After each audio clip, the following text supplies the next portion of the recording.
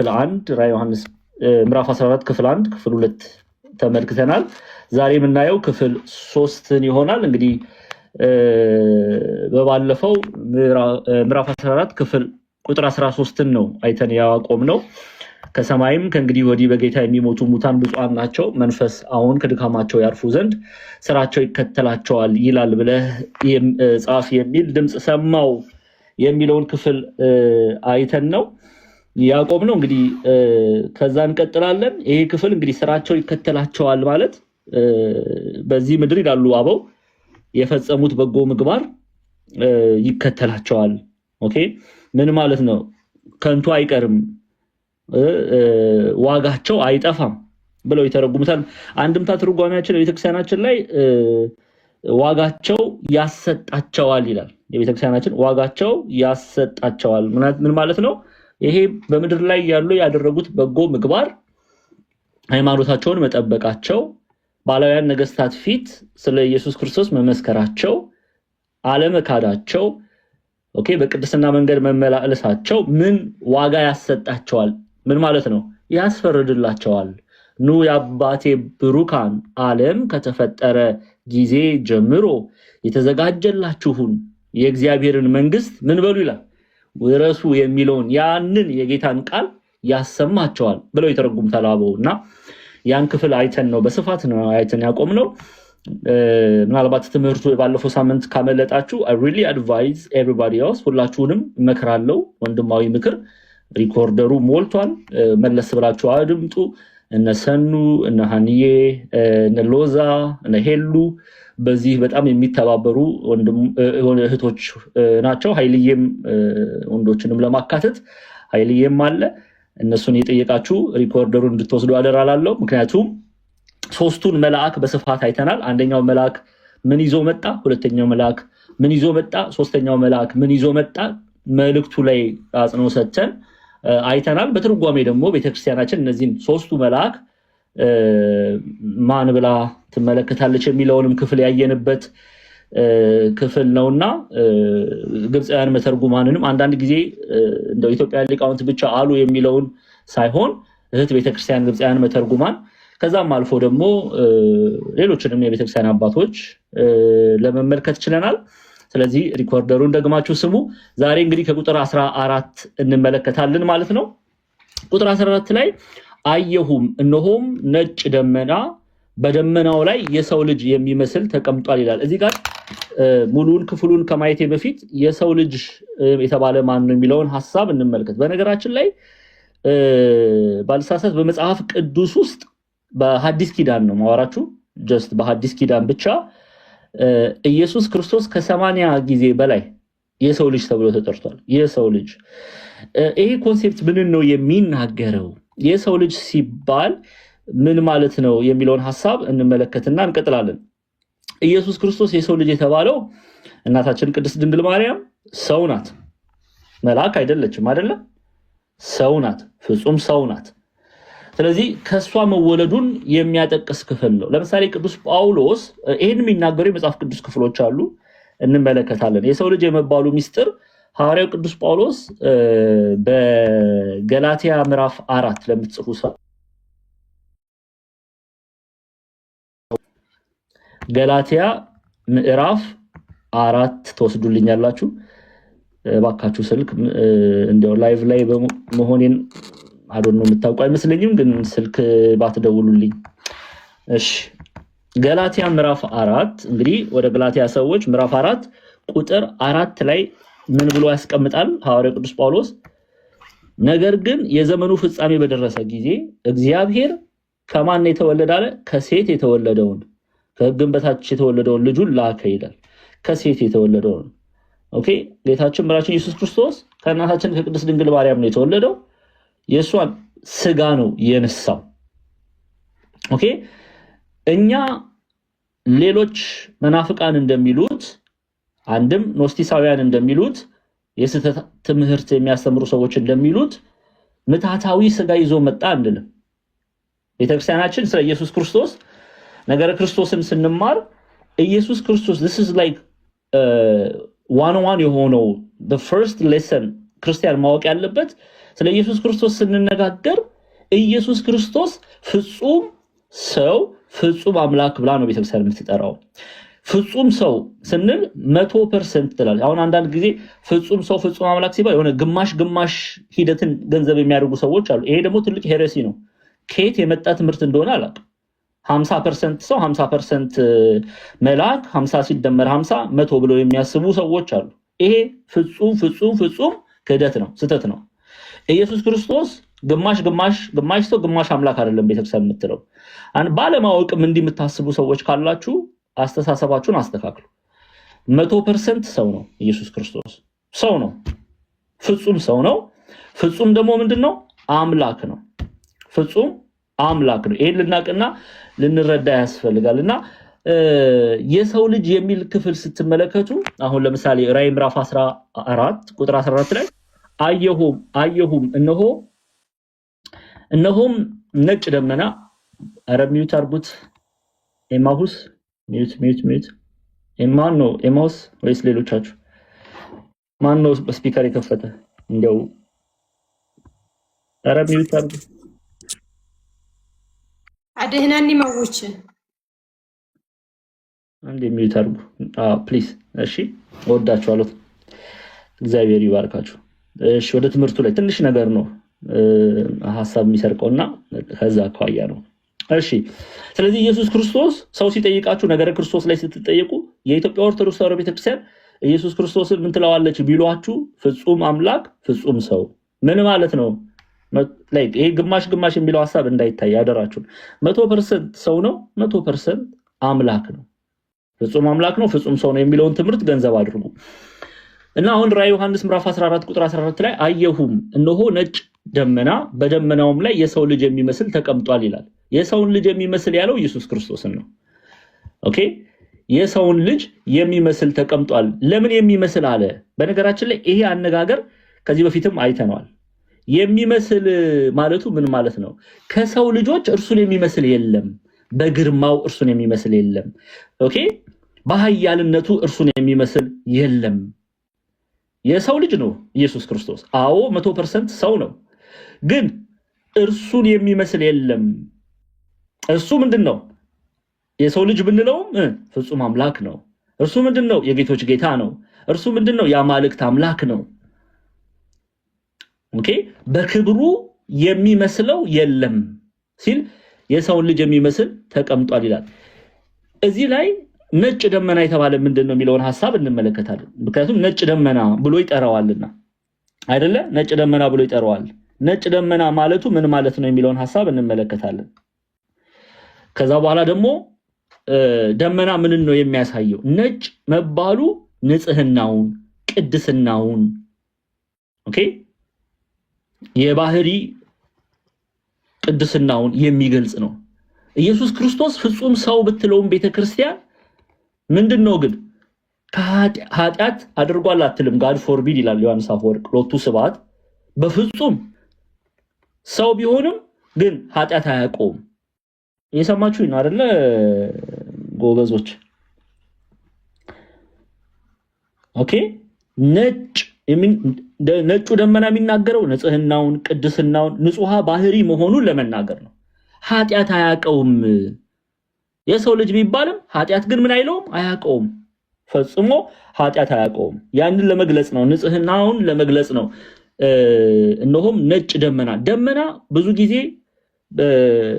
የእግዚአብሔርን ክብር ሲገልጥ እናያለን። ለምሳሌ ደመና የሚለው ክፍል እግዚአብሔር በደመና ላይ አየሁት ወይም ደግሞ ደመና ወረደ ሲል ክብሩን ይገልጣል፣ የእግዚአብሔርን ክብር። ለምሳሌ መጽሐፍ ቅዱሳዊ አስረጆች አሉ። አሁን ለምሳሌ ይህን ክፍል የሚያስረዱ ለምሳሌ ከብሉይና ከሐዲስ ኪዳን እንመለከታለን። ኦኬ አንደኛ ኦሪት ዘጸአት ምዕራፍ 40 እንሂድ፣ ተመልከቱ።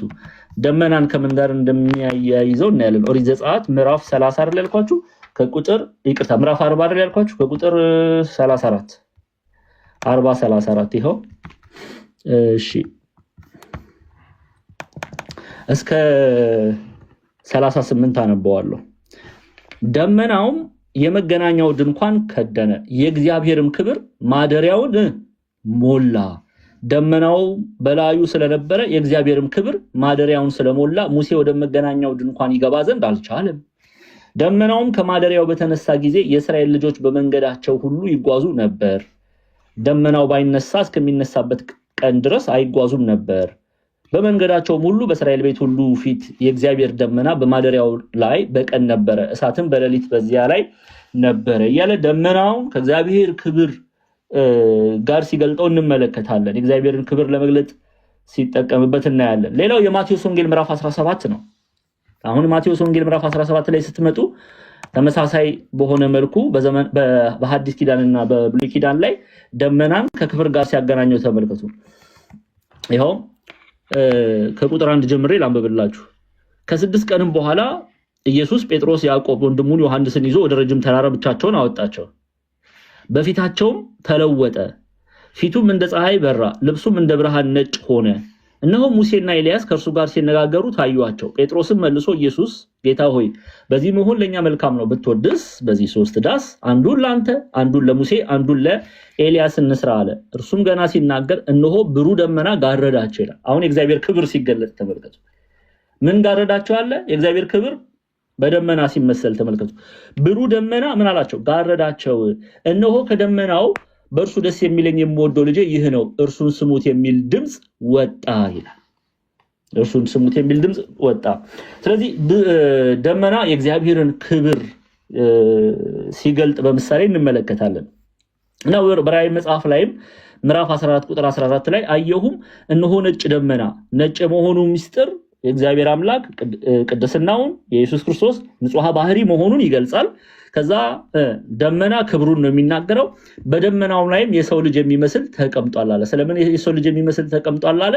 አንደኛ ኢየሱስ ክርስቶስን ነው የሚናገረው። የሚመስል ማለቱ ከሰው ልጅ እርሱን የሚመስል የለም። በክብር ከሰው ልጅ እርሱን የሚመስል የለም። የሚመስለው አለ እንዴ ጎበዝ?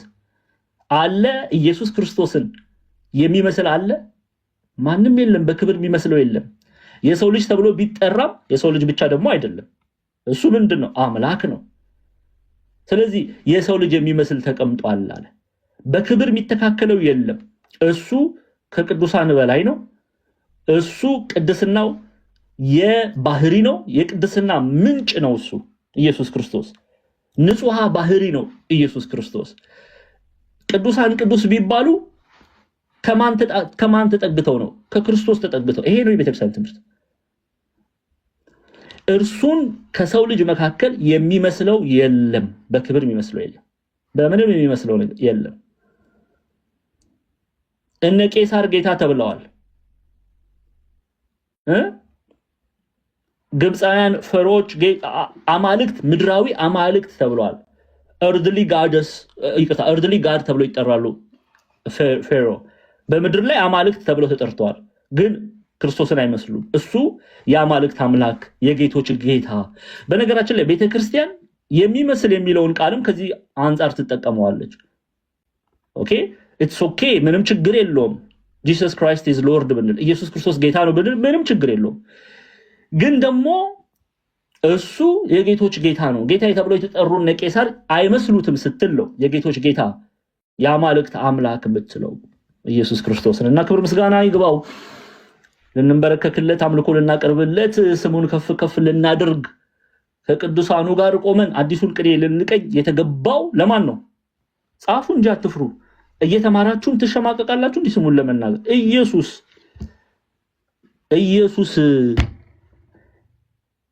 ኢየሱስ ጥዑመ ስም ትለዋለች ቤተክርስቲያን። ኢየሱስ እሱን የሚያክል የለም። ኢየሱስ ማለት ነው እግዚአብሔር መድኃኒት ነው ማለት ነው። እግዚአብሔር አዳኝ ነው ማለት ነው። ስለዚህ ኢየሱስ ለማለት እናንተ እየተማራችሁ ነው። ጨዋው ነው ሌላ ቋንቋ የሚያወራው። ኢየሱስ ማለት እግዚአብሔር። ኢየሱስ ስትሉ ይሄንን ወቁ የክርስቶስ እስረኛ ተማሪዎች። ኢየሱስ ስትሉ ምን እያላችሁ ነው? እግዚአብሔር አዳኝ ነው እያላችሁ ነው። በቃ አለቀ። ሌላ ምንም ነገር የለም። እግዚአብሔር አዳኝ ነው እያላችሁ ነው። ይሄን ለማለት ደግሞ እንድታፍሩ ምላሳችሁን የሚይዝ ካለ ያጋንንት አካጋንንት ነው፣ ከእግዚአብሔር አይደለም። ክርስቶስ ስንል እርሱ ምንድን ነው? ሾሜ የማያስፈልገው የተሾመ፣ ቀቢ የማያስፈልገው የተቀባ አዳኝ መሲህ ብለን እየጠራ ነው። ይሄ የሰው ልጅ የሚመስል ተቀምጧል ብሎ ይገልጠዋል። ከሰው ልጅም በክብር የሚተካከለው ስለሌለ ነው። እሺ በራሱም ላይ የወርቅ አክሊል በእጁም ስለታም ማጭድ ነበረው ይላል። በራሱም ላይ የወርቅ አክሊል በእጁም ስለታም ማጭድ ነበረው ይላል። ምን ማለት ነው? አንደኛ አክሊል የሚለው ክብር ተብሎ ይተረጎማል። ስለ ክብሩ ነው የሚናገረው። ደመና፣ አክሊል፣ እነዚህ ነጥቦች የእግዚአብሔርን ክብር የእግዚአብሔርን ንግስና የሚናገሩ ነው። ንጉስ መሆኑን የሚገልጹ ነው። እግዚአብሔርን ግን የተሾመ በሌላ ኃይል የተሾመ ብለን አንጠራም። ሿሚ የማያስፈልገው እሱ ግን ንጉስ ነው። ከሱ በላይ ሿሚ ተገኝቶ የሚሾመው አይደለም። ስለ እግዚአብሔር ስንናገር ወይም ደግሞ ከሱ በላይ ሌላ አምላክ ኖሮ አንተ አምላክ አድርጎ የሚሾመው ሌላ ተገኝቶ አይደለም። እሱ ሿሚ የማያስፈልገው አምላክ ነው። እሱ ኦኬ ጌታ ነው። እሱ ንጉስ ነው። ንግስናውን፣ ጌትነቱን፣ ኃያልነቱን፣ ክብሩን ሲገልጽ ነው የወርቅ አክሊል ይላል። በራሱም ላይ የወርቅ አክሊል በእጁም ስለታም ማጭድ ነበረው ይላል። ይሄንን ክፍል ራዕየ ዮሐንስ ምዕራፍ 19 ላይ እናገኘዋለን። ተመልከቱ። ራዕየ ዮሐንስ ምዕራፍ 19 ቁጥር 12 ስለምን አክሊል ተደረገ የሚለውን ሐሳብ ተመልከቱ። 19:12 ምዕራፍ 19:12 ይሄው አይኖቹም ይላል እንደ እሳት ነበልባል ናቸው፣ በራሱም ላይ ብዙ ዘውዶች አሉ፣ ከእርሱም በቀር አንድ እንኳን የማያውቀው የተጻፈ ስም አለው። በደም የተረጨ ልብስ ተጎናጽፏል፣ ስሙም የእግዚአብሔር ቃል ተብሏል። እየሰማችሁ ነው? ከኔ ጋር ናችሁ ክርስቲያኖች? ደግመን እናንብበው። ከቁጥር 11 ጀምሬ ላንብበው። በሰማይም ተከፍቶ አየሁ፣ እነሆም አምባ ላይ ፈረስ፣ የተቀመጠበትም የታመነና እውነተኛ ይባላል፣ በጽድቅም ይፈርዳል ይዋጋልም። አይኖቹ እንደ እሳት ነበልባል ናቸው። ስለማን ነው የሚናገረው? ስለ ኢየሱስ ክርስቶስ ነው የሚናገረው። በራሱም ላይ ብዙ ዘውዶች አሉ ይላል። ምን ዘውዶች? ብዙ ዘውዶች። ስለምን ብዙ ዘውዶች አሉ ተባለ? እሱ የአማልክት አምላክ ነውና የጌቶች ጌታ ነውና፣ ኦኬ የነገስታት ንጉስ ነውና በራሱ ላይ ብዙ ዘውዶች አሉ። የእርሱ ንግስና የሚተካከል የለም። በምድር ላይ ብዙ አማልክት ተብለው የተጠሩ ብዙ ጌቶች ተብለው የተጠሩ ሰዎች አሉ። የእርሱ ግን እንደዛ አይደለም። የእርሱ ንግስና የእርሱ አምላክነት ከሌሎች ይበልጣል። እነ ቄሳር ኔሮ እኮ አምልኮተ ቄሳርን ገንዘብ አድርገዋል አይደል እንዴ? ጌታ ተብሎ ተጠርቷል። የእርሱ ግን እንደዛ አይደለም። ማስተካከልን ማወዳደርን ግድ ሊለን አይገባም። እርሱ በራሱ ላይ ብዙ ዘውዶች አሉት። እርሱ የጌቶች ጌታ ነው፣ የአማልክት አምላክ ነው። ምድር ጌታ አምላክ ብላ ከምትጠራቸው በላይ ነው እያለ ነው። ብዙ ዘውዶች አሉ ካለ በኋላ ከእርሱም በቀር አንድ እንኳን የማያውቀው የተጻፈ ስም አለው።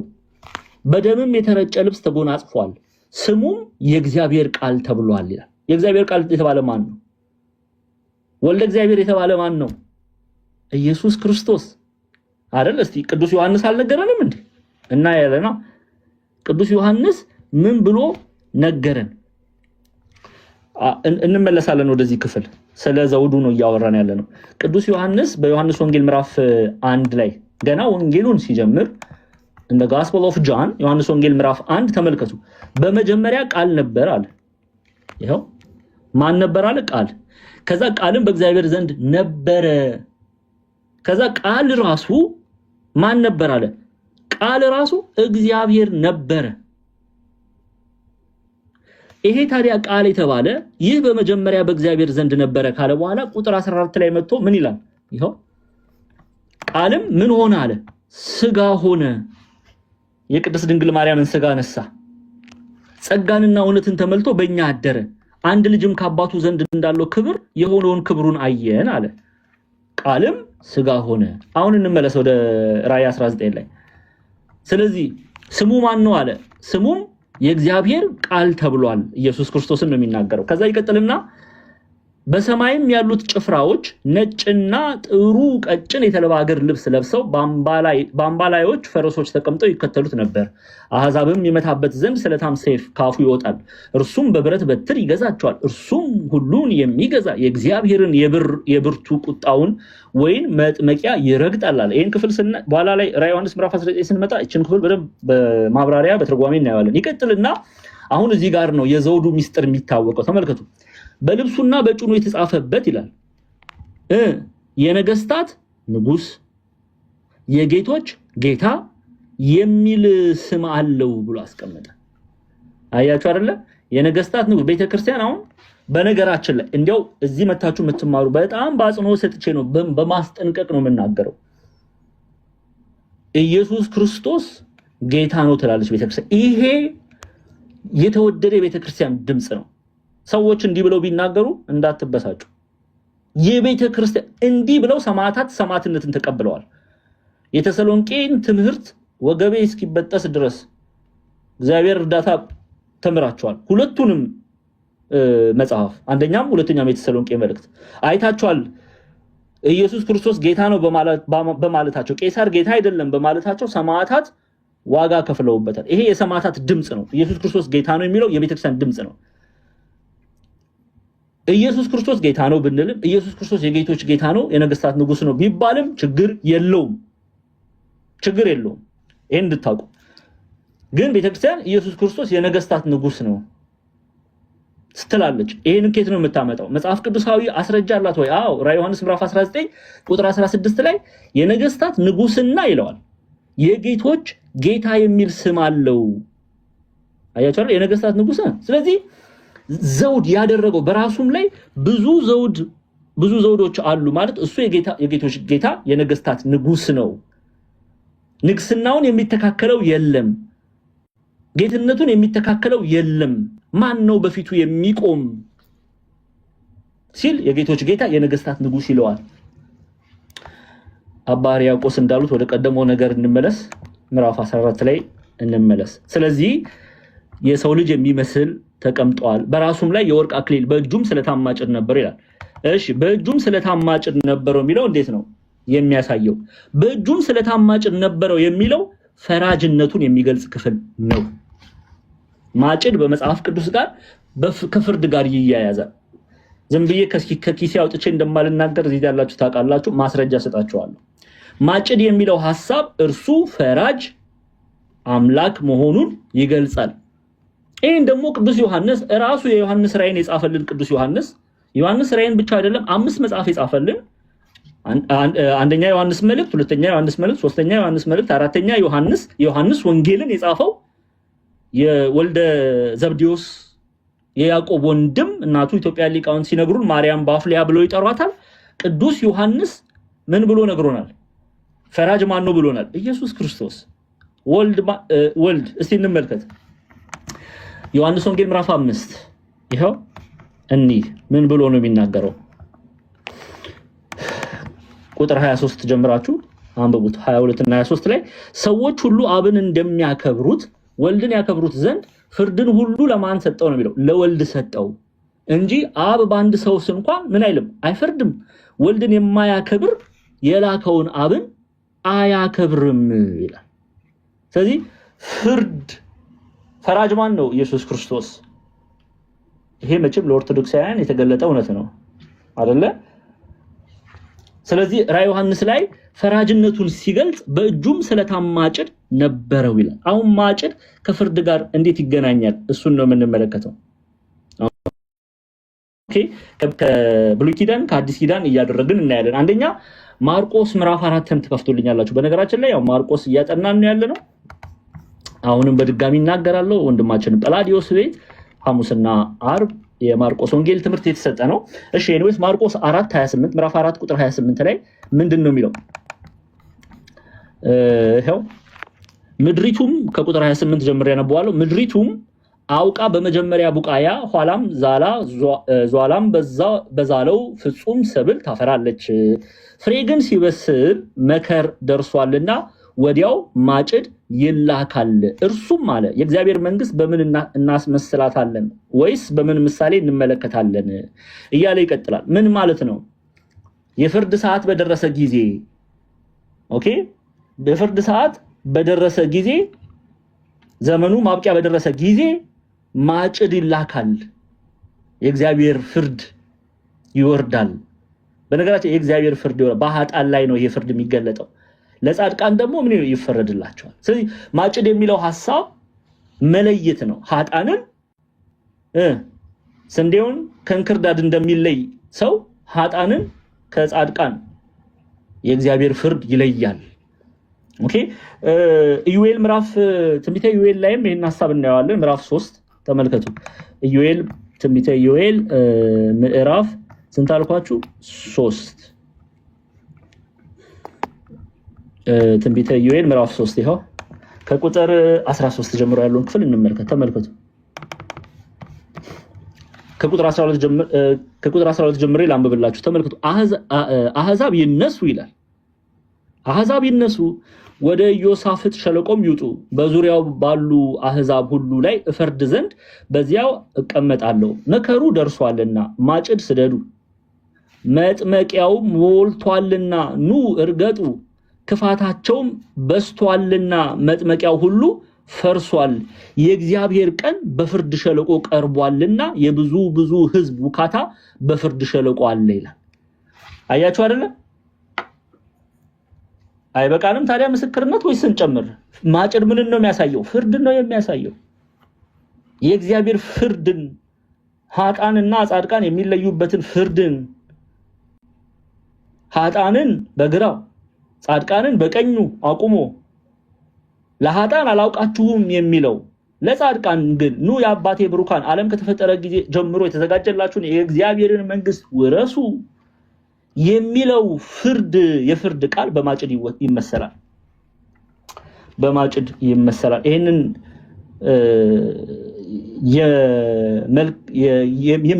ለጻድቃን የሚፈረድላቸውን ፍርድ ያሰማን እግዚአብሔር አምላክ። አላውቃችሁም የሚለውን አይደለም። ኑ የአባቴ ብሩካን ዓለም ከተፈጠረ ጊዜ ጀምሮ የተዘጋጀላችሁን የእግዚአብሔር መንግስት ውረሱ የሚለውን ድምፅ ያሰማን እግዚአብሔር አምላክ። እንዲያው ከዚህ የሚበልጥ ድምፅ የለም። ኦርቶዶክሳውያን ክርስቲያኖች፣ ከዚህ የሚበልጥ ድምፅ የለም። ይሄ ድምፅ ከየትኛውም ዓለም ልታሰማን ከምትችለው ድምፅ በላይ ነው። ይሄ ድምፅ የማጽናኛ ድምፅ ነው። ይሄ ድምፅ የእረፍት ድምፅ ነው። ይሄ ድምፅ የሰላም ድምፅ ነው። እግዚአብሔር አምላክ ይሄንን ድምፅ እንድንሰማ ይርዳን። እሺ እንቀጥል ወደ ራዕየ ዮሐንስ። እሺ ጨርሰናል። ቁጥር 14 ላይ ነው ያለነው። 15 ላይ ነው ያለነው። 14ን ጨርሰናል። አሁን ይሄን ከተናገረ በኋላ ሌላ መልአክም ከመቅደስ ወጥቶ በደመናው ላይ ለተቀመጠው የማጭድ ሰዓት ስለደረሰ ማጭድህን ስደድ፣ እጨድ፣ የምድሪቱንም መክር ጠውልጓልና ብሎ በታላቅ ድምፅ ጮኸ ይለዋል። አሁን አንዳንድ መምህራን ይህ መልአክ ሚካኤል ነው ይላሉ። ይህ መልአክ ሚካኤል ነው፣ በምድር ለሚኖሩት ሁሉ መለከትን የሚነፋ የሰውን ዘር በክርስቶስ ፊት የሚሰበስብ ቅዱስ ሚካኤል ነው ይላሉ ኢትዮጵያ ሊቃውንት። ኦኬ፣ በመጽሐፉ ላይ ግን መልአክ ብቻ ብሎ ነው የሚያስቀምጠው። ይህ መልአክ ምን አለ? ከመቅደሱ ሞቶ በደመናው ላይ ለተቀመጠው፣ የደመናው ላይ የተቀመጠው ማን ነው? ኢየሱስ ክርስቶስ፣ የሰውን ልጅ የሚመስል ተብሎ የተነገረለት ለእርሱ ነው የሚናገረው። ምን አለ? የማጭድ ሰዓት ስለደረሰ ማጭድህን ስደድ፣ እጨድ፣ የምድሪቱን ምክር ጠውልጓልና የምድሪቱ መክር ጠውልጓልና ብሎ በታላቅ ድምፅ ጮኸ። ማጭድህን ላክ ማለቱ ምን እያለ ነው? ትእዛዝ ስጥ። ኦኬ፣ ቅዱሳን መላእክት ምድርን እንዲሰበስቡ ትእዛዝህን ስጥ እያለው ነው። አንድምታ ትርጓሜያችን እንመለከታለን። ከዛ በፊት ግብፃውያን መተርጉማንንም ብናይ ደስ ይለኛል። እህት ቤተክርስቲያን ናቸው። እንመለስና አንዴ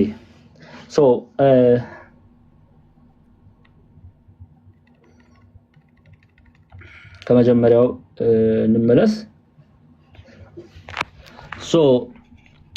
And I looked, and behold, a white cloud, and on the cloud sat one like the son of man, having on his head a golden crown and his hand a sharp sickle. ማጭዱን ነው የሚናገረው። ቁጥር 14 ላይ ቄስ ቴዎድሮስ ማላቲ በፓትሪስቲክ ኮሜንታሪያቸው ላይ the church should not be afraid, okay, because her bridegroom is coming on a white cloud in a great glory, glowing among 1,000 and 10,000 times 10,000 of angels surrounding him as a white cloud ይላል። ቤተክርስቲያን መፍራት የለባትም። okay, should not be afraid። ለምን? ኢየሱስ ክርስቶስ her bridegroom ኢየሱስ ክርስቶስ ይመጣል፣ በክብር ይመጣል፣ በቅዱሳን መላእክት ኦኬ፣ በቅዱሳን መላእክት በክብር ይመጣል እያሉን ነው። ኦኬ እሺ፣ ቶሎ ቶሎ እያልኩ እንሂድ። ይቀጥልና having on his head a golden crown አክሊል ማድረጉን ኦሬዲ ስለተማር ነው ቶሎ ቶሎ ነው ብለው አክሊል ማድረጉን ምንድነው ወርቅ having on his head a golden crown ምን ይናገራል የሚለውን አክሊል ማድረጉ ይላል ቄስ ቴዎድሮስ ማላቲ he is the heavenly king okay ሰማያዊ ንጉስ መሆኑን ይገልጻል። ከዛ ደግሞ ይቀጥልና king of kings የነገስታት ንጉስ መሆኑን ይገልጻል። ከዛ ደግሞ ይቀጥልና and god of gods የአማልክት አምላክ መሆኑን ይገልጣል። ኦኬ የአማልክት አምላክ መሆኑን ይገልጣል። ኦሬዲ አይተናል።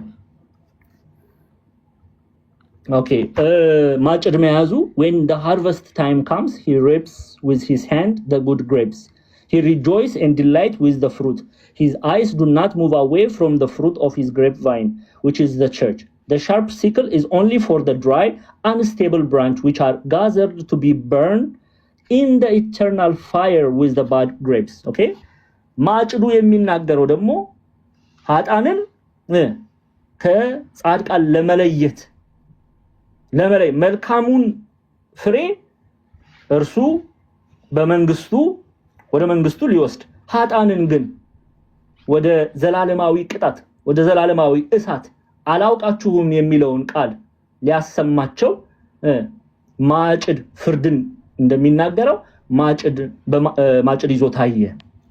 ኦኬ ስለዚህ እንመለስና አሁን ይሄን ካየን ወደ ትርጓሜያችን መሄድ ይቻላል። አንድምታ ትርጓሜያችን እሺ ከቁጥር 14 አይደለ? ይሄው ብህርት ደመና መጣች አለ፣ የባህሪ ክብሩ ተገለጠች። በደመናይቱ ውስጥ ወልደ ዋለ እመህያው ተቀምጧል። ወልደ እግዚአብሔር የእግዚአብሔር ቃል የተባለ ማለት ነው ተቀምጧል አለ። በባህሪ ክብሩ ተገለጠ፣ በክብሩ ተገለጠ ይላሉ አበው። ይቀጥሉና ለምእመናን የሚሰጣቸውን ክብር የባህሪው ነው። ለምእመናን የሚሰጣቸው ክብር የባህሪ ነው። ዓለሙን ሰውን ቢል አንድ ነው፣ የሚያሳልፍበትን ስልጣን ገንዘቡ አድርጓል። አንድ መልአክ ከእግዚአብሔር መቅደስ ወጣ አለ፣ ከዓለመ መላእክት ነው።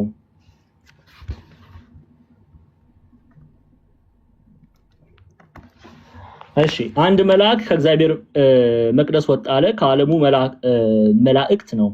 በባህሪው ክብሩን ለገለጠ ለሱ እንዲህ አለው፣ ዓለሙን የምታሳልፍበትን ሰውን የምታጠፋበትን ስልጣን ግለጥ።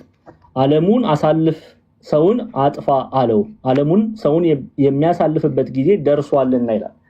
ዓለምን ሰውን የሚያሳልፍበት ጊዜ ደርሷልና። እሺ ግልጽ ነው ታዲያ?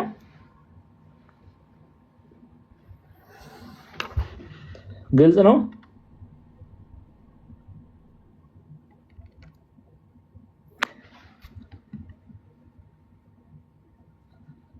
ስለዚህ ግብፃውያን መተርጉማንንም ቢሆን ኢትዮጵያውያን ሊቃውንት በትርጓሜም ቢሆን በግልጽ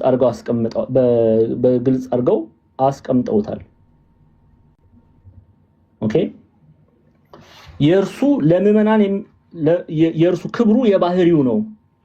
አምላክነቱ የባህሪ ነው።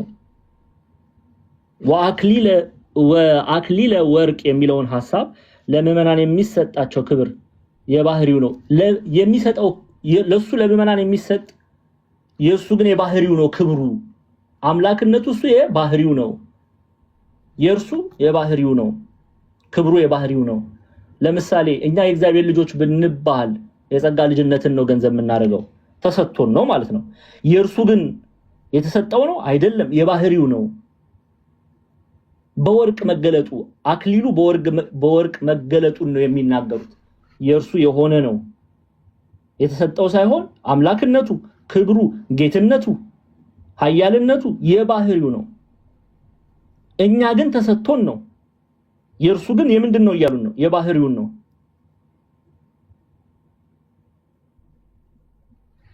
ኦኬ። ስለዚህ ለምዕመናን የሚሰጣቸው ክብር የባህሪዬ ነው፣ የእርሱ የባህሪው ነው። እየገባችሁ ነው?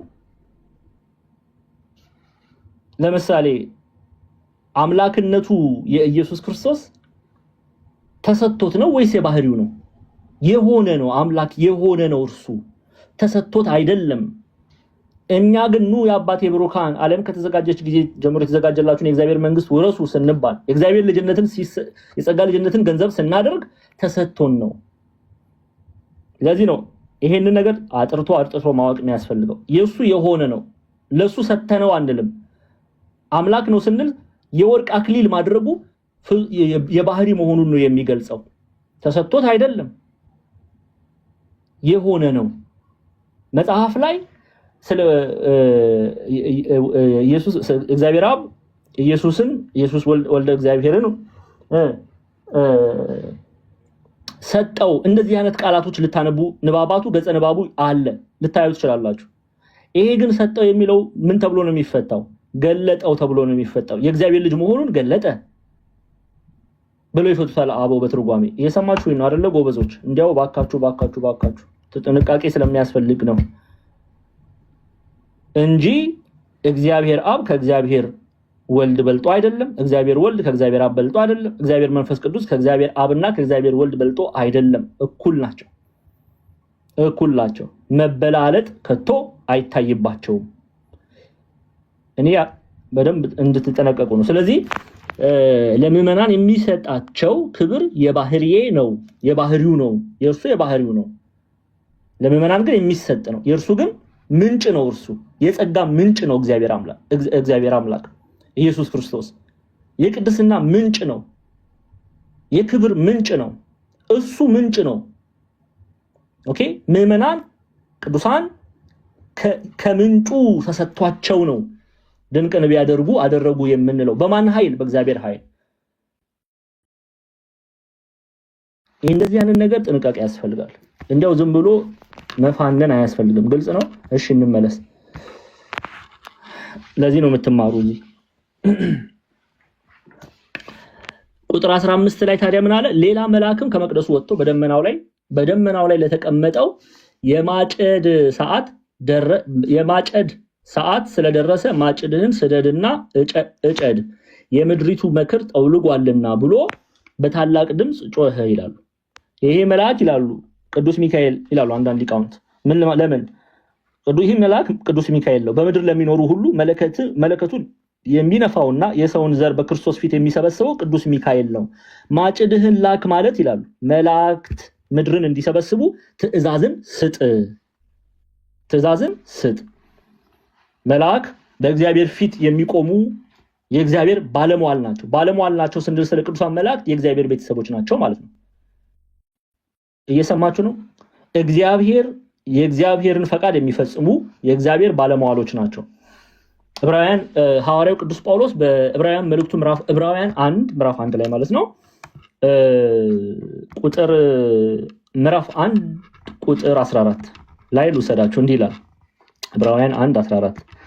በነገራችን ላይ ብዙ ሰዎች የዕብራውያን መጽሐፍ ቅዱስ ጳውሎስ እንደጻፈው እኔ ተናግሬያለሁ። እኔ ጻፍኩት አይደለም ሐዋርያው ቅዱስ ጳውሎስ። እኔ ብቻ ሳይሆን ቅዱስ ዮሐንስ አፈወርቅም ቤተክርስቲያንም ለቅዱስ ጳውሎስ ነው የምትሰጠው። ግን በተለይ በሌላ ቤተ እምነት ውስጥ ያሉ ሰዎች ዕብራውያን ቅዱስ ጳውሎስ እንደጻፈው ምን ማስረጃ አለ የሚል ጥያቄ ያቀርባሉ።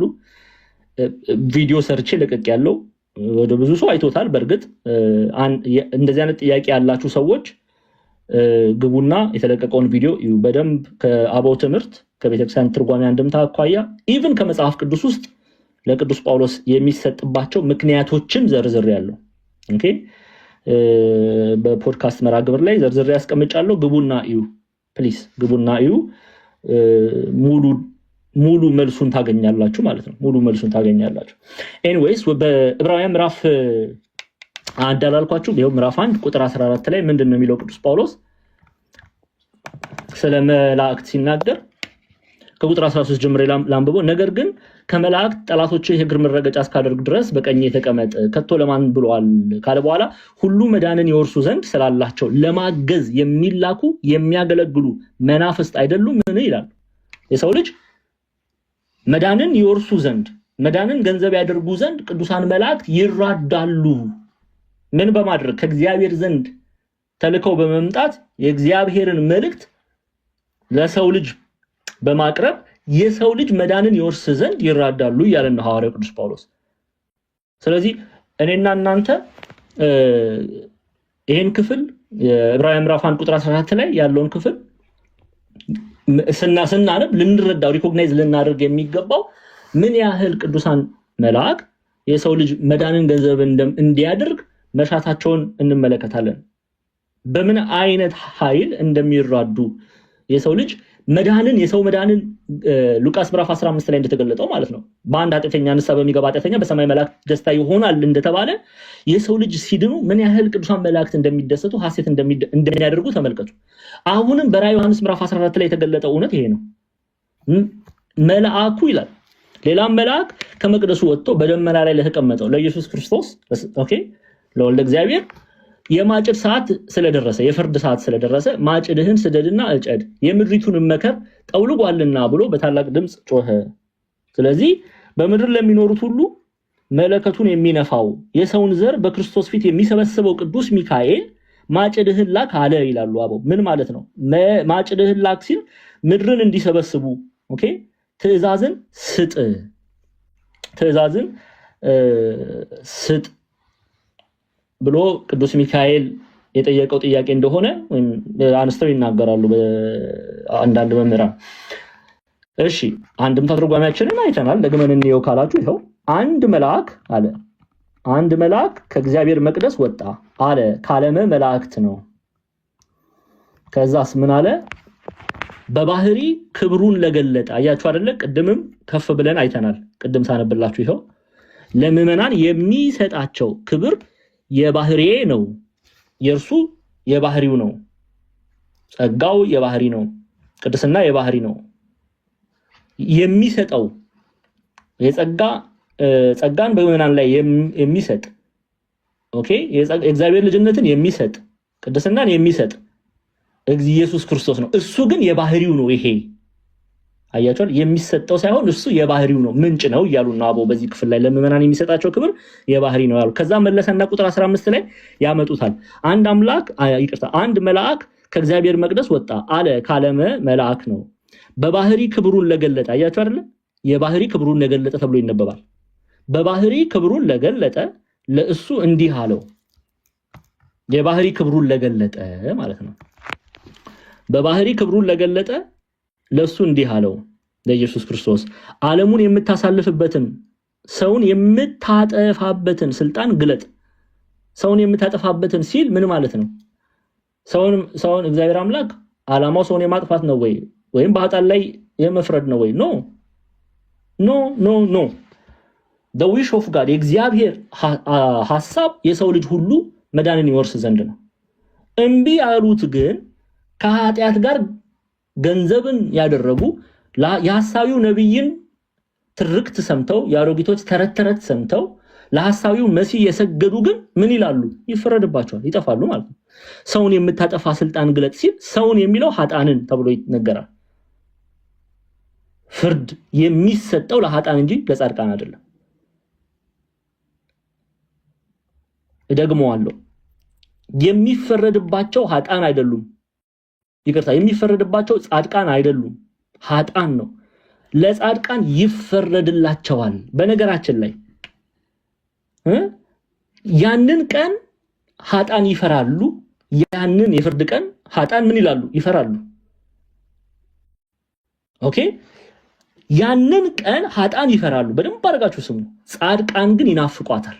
እኔ ያላልኩም ቅዱስ ዮሐንስ ነው ያለው። ወልደ ዘብዴዎስ እንመልከት። 5 መልእክታት ጽፏል በዮሐንስ መልእክት ላይ።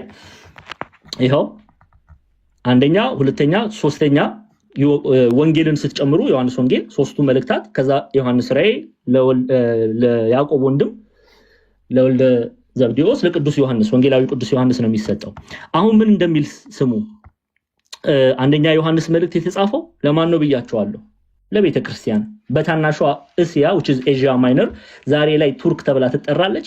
ምዕራባዊው ክፍል ኤፌሶን ተብላ ለምትጠራ በዛ ላለች ቤተ ክርስቲያን የተላከ መልእክት ነው አንደኛ ዮሐንስ መልእክት።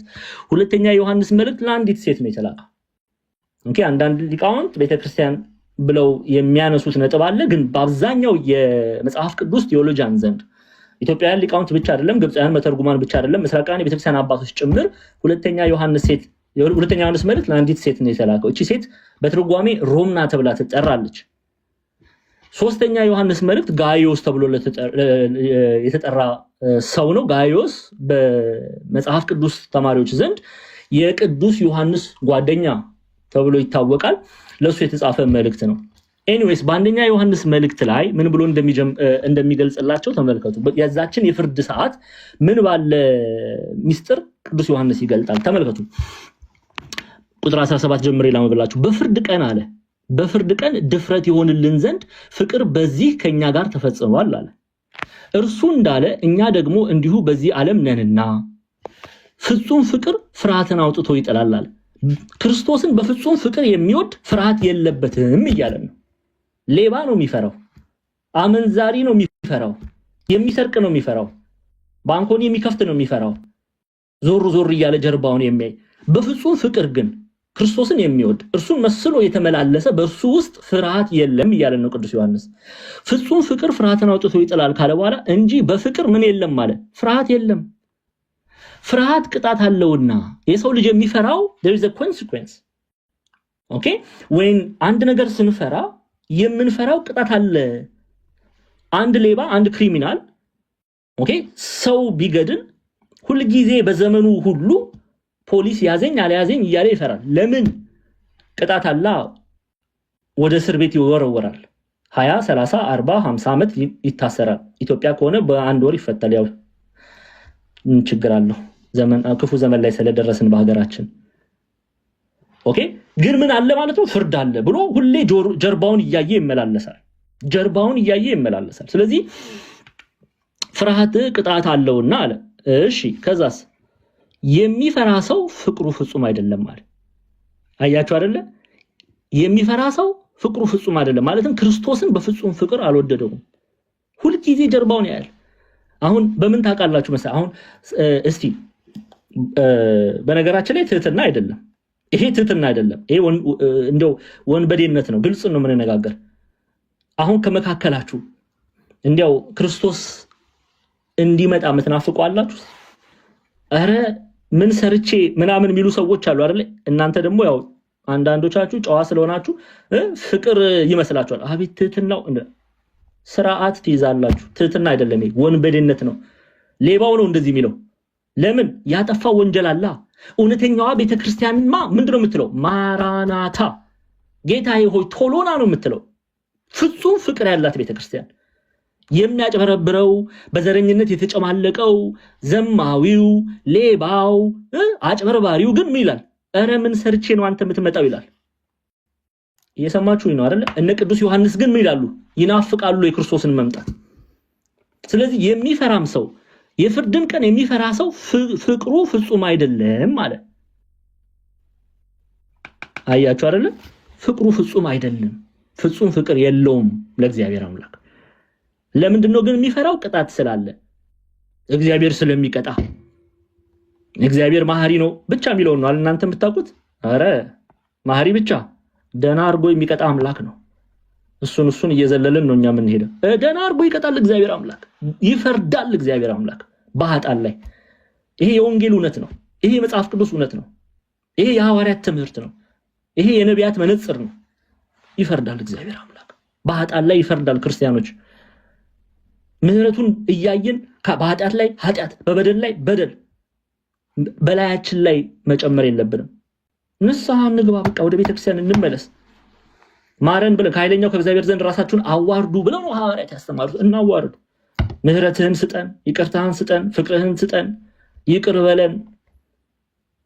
እኔ ያንተ ሙሽራ ሆኜ ዘመኔ እንዲያልቅ ነው የምፈልገው፣ ዓለም እንዲሰለጥንብኝ አትፍቀድልኝ፣ እኔ ደካማ ነኝ ብለን አልቅሰን ንስሐ እንቀበል። ያ ነው የሚያዋጣን ማለት ነው። አለበለዚያ ግን ይፈረዳል። ይኸው ምንድን ነው የምናጠናው ታዲያ? ዮሐንስ ራዕይ መጽሐፍን ኦኬ፣ የእግዚአብሔርን ፍርድ እያየን ነው። እንግዲህ የተማራችሁ ነው። በምድረ በዳ የምትቅበዘበዙ እግዚአብሔር ይሆናችሁ፣ ሌላ ምንም የምንለው ነገር የለም። ኦኬ፣ ይኸው ስለዚህ ይሄ ቤተክርስቲያን በትርጓሜ ላይ አባቶቻችን ብሎ ነው ያስቀመጡት። ዓለሙን የምታሳልፍበትን ሰውን የምታጠፋበትን ስልጣን ግለጥ ይላል ቅዱስ ሚካኤል ይላሉ አንዳንድ ሊቃውንት። ከዛ ዓለሙን አሳልፍ ሰውን አጥፋ አለው። ፍረድ ማለት ነው። አጥፋ የምታጠፋበት የሚሉ ቃላቶች ፍርድን የሚገልጹ ናቸው። ከዛ ዓለሙንም ሰውን የሚያሳልፍበት ጊዜ ደርሷል። የሚያልፍ ስለሆነ ይላል። ዓለም ያልፋል። ዘላለም ነው እንዴ? ዓለም ነው እንዴ? አሁን መስኮታችሁ ላይ ብታዩ ሰማዩን ስታዩ፣ ተራራውን፣ ዛፎቹን ስታዩ፣ ህዝቡ ሲሮጥ ነው የምታዩት። ግን ፍጹም አይደለም፣ ዘላለማዊ አይደለም። ክርስቲያኖች ያልፋል። እቺ ዓለም ትጠቀልላለች። ኦኬ፣ እቺ ዓለም ትጠቀልላለች። አላፊ መሆኑን ነው የሚገልጸው። እሺ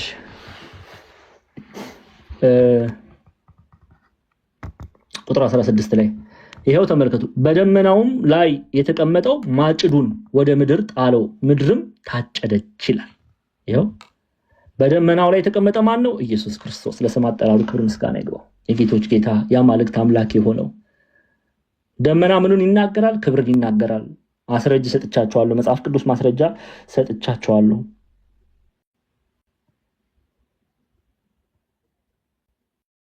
ኦኬ፣ እሱ ምን አደረገ? በደመና ላይ የተቀመጠው ማጭዱን ወደ ምድር ጣለው፣ ምድርም ታጨደች ይላል። ፍርድ ተሰጠ። ኦኬ፣ ማጭድህን ላክ፣ መላእክት ምድርን እንዲሰበስቡ ትእዛዝ ስጥ አለው ብሎ እንደሚያስቀምጡት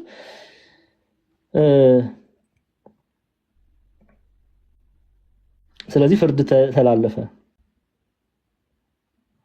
ግልጽ ነው። ቁጥር 15 እና 16 አብሮ ተያይዞ ነው የሚሄደው። 15 እና 16 አብሮ ተያይዞ ነው የሚሄደው። ምክንያቱም በትርጓሜው ላይ ይሄው እንመልከት። 16ን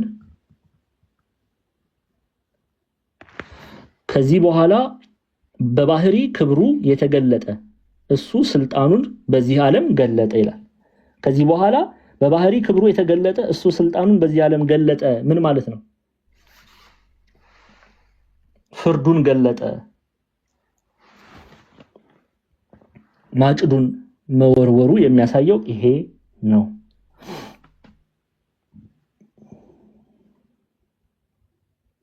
ይህ ግልጽ ነው ክርስቲያኖች። እንቀጥል። ፍርድን ደግሞ ገልጦ እናያለን። የማቴዎስ 13ን ብንመለከት ለምሳሌ መጽሐፍ ቅዱስ ላይ የማቴዎስ ወንጌል ምዕራፍ 13ን መመልከት እንችላለን። ይሄው ማቴዎስ 13 ተመልከቱ ከቁጥር 27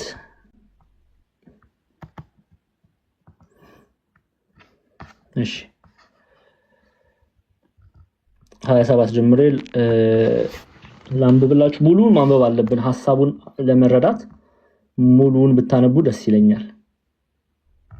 ሙሉውን ብታነቡ ደስ ይለኛል።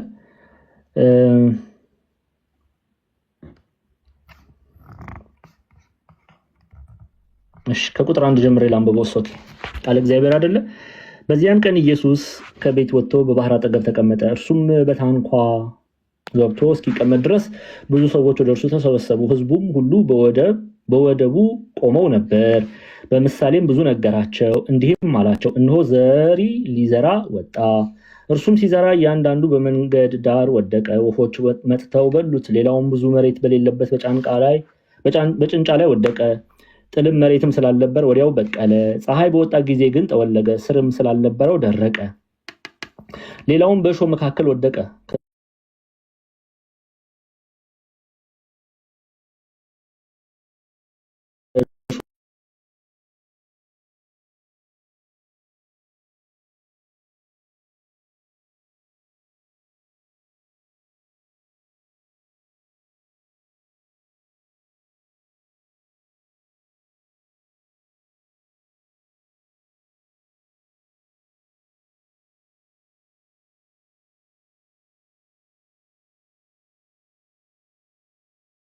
ታስተውሉ ማየትን ታያላችሁና አትመለከቱም። በዓይናችሁ እንዳያዩ በጆሮቻችሁም እንዳይሰሙ በልባቸውም እንዳያስተውሉ ተመልሰውም እንዳልፈውሳቸው የዚህ ሕዝብ ልብ ደንድኗል፣ ጆሮአቸውም ደንቁሯል፣ ዓይናቸውም ጨፍነዋል የሚል የኢሳይያስ ትንቢት በእነርሱ ይፈጸማል አለ። እናንተ ግን ዓይኖቻችሁ ስለሚያዩ ጆሮቻችሁ ስለሚሰሙ ብፁዓን ናቸው። እውነት እውነት እላቸዋለሁ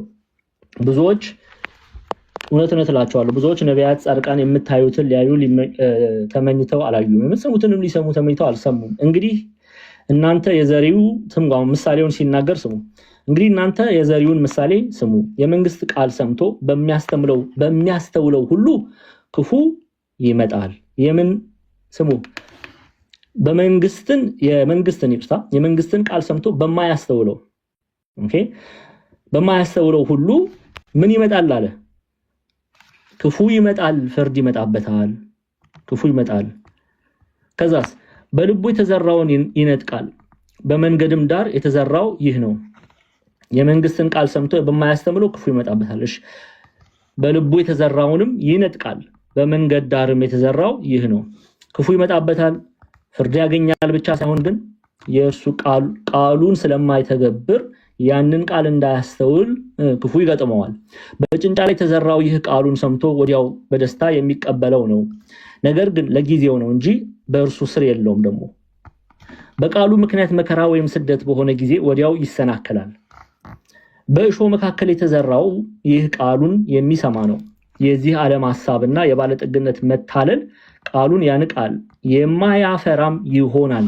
በመልካም መሬት የተዘራው ይህ ቃሉን ሰምቶ የሚያስተውል ነው። እርሱም ፍሬ ያፈራል፣ አንዱም 100 አንዱም 60 አንዱም 30 ያደርጋል። ሌላ ምሳሌ አቀርባለሁ ብሎ በሌላ ምሳሌ ደግሞ ሲያስተምራቸው እናያለን። ዞሮ ግን በእሾህ መካከል የተዘራው ይህ ቃሉን የሚሰማ ነው። በእሾህ መካከል የተዘራው የዚህም ዓለም ሐሳብ የባለጠግነት መታለል ቃሉን ያንቃል፣ የማያፈራም ይሆናል። ለምን? ዓለም በምታሳየው ብልጭልጭ ነገር አንቀት አስቀረዋለች። በመልካም መሬት የተዘራው ይህ ቃሉን ሰምቶ የሚያስተውል ነው። እርሱ ፍሬ ያፈራል። አያችሁ አይደለ? ፍሬ ያፈራል፣ አንዱም 100 አንዱም 60 አንዱም 30 ያደርጋል። መልካም ፍሬ ያፈራል። ስለዚህ እሱ በመልካም የሚታጨድ ይሆናል። እግዚአብሔር ያንን መልካም ፍሬ ሊቀበለው ይመጣል። ከዛ ኑ የአባቴ ብሩካን ዓለም ከተፈጠረች ጀምሮ የተዘጋጀላችሁን መንግስት ወረሱ የሚለውን መልካሙን ቃል ይሰማል። ይሄንን ግን የሚሰማው በመልካም መሬት የተዘራው ነው። ከዛ በፊት ግን ያሉትስ ይሄን ቃል አይሰሙም፣ ስለማያስተውሉ። የመንግስትን ቃል ሰምቶ በማያስተውለው ሁሉ ክፉ ይመጣል፣ በልቡ የተዘራውን ይነጥቃል፣ በመንገድ ዳር የተዘራው ይህ ነው። ስለዚህ የእግዚአብሔርን ቃል ሰምቶ የማያስተውል ክፉ የተባለ ዲያብሎስ መጥቶ ያንን ቃል እንዳያስተውል ያደርገዋል። ኦኬ። አንድም ክፉ ግብርን ገንዘብ በማድረጉ ፍርድን ይቀበላል፣ የእግዚአብሔርን ቁጣ ይቀበላል። ክፉ ግን የተባለ የሱ ግብር እንጂ የእግዚአብሔር ፍርድ አይደለም። ግብሩ ክፉ ስለሆነ ፍርድ ይፈረድበታል፣ ፍርድን ገንዘብ ያደርጋል። እየሰማችሁ ነው። በመልካም መሬት የተዘራው ይህ ቃሉን ሰምቶ የሚያስተውል ነው። እርሱም ፍሬ ያፈራል፣ አንዱም 100 አንዱም 60 አንዱም 30 ያደርጋል።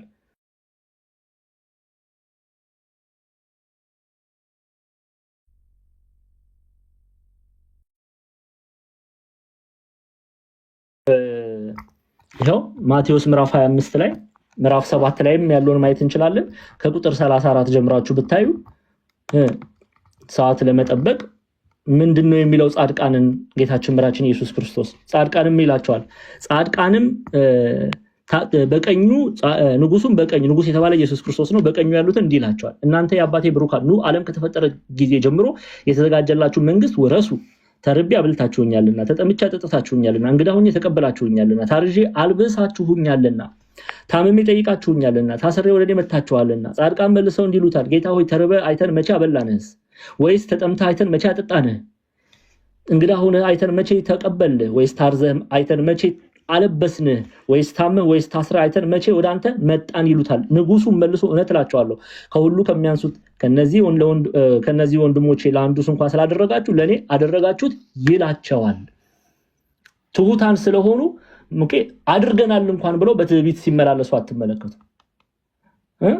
ዛሬ ዘንድሮ ግን እኮ ትንሽ ነገር እኮ በቃ የሆነ ነገር ቢደረግ በእኛ ላይ በቃ ከኛ ውጭ ሌላ ሰው የለም። ክፉ ንጉስ፣ ክፉ ገዢዎች ነው የምንሆነው። ባድሎ ቃል የምንናገር፣ ባድሎ እይታ የምንመለከት ያዕቆብ በምዕራፍ 2 እንደተናገረው ብዙዎች ነን። ስለዚህ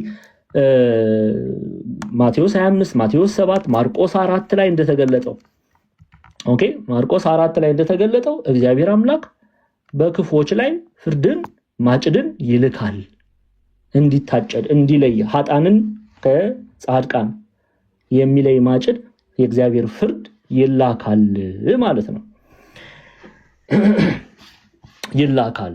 ግልጽ ነው አይደለ? ጥያቄ ያለው አለ? በደንብ እየተረዳችሁ ነው? ወደ ቀጣይ ክፍል ከመሄዴ በፊት ምክንያቱም ቀጣይ ክፍል ሲሄድ ብዙ የምናብራራቸው ቁጥሮች አሉ 17 ጀምሮ። እዚህ ላይ ግን ዘግቼ መሄድ ፈልጋለሁ። ግልጽ ነው?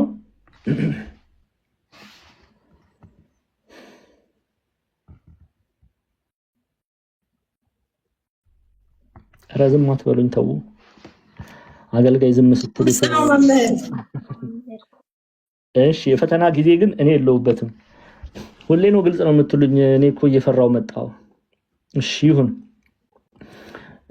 ስለዚህ ቁጥር 20 ላይ እንደተገለጠው መልካም መሬት ላይ የተዘራ እንድንሆን የእግዚአብሔርን ቃል መስማት ብቻ ሳይሆን ፍሬ እንድናፈራ ንስሐ እንድንገባ ከእግዚአብሔር ቃል ጋር እንድንመላለስ ሁላችሁንም አደራ ማለትን እወዳለሁ።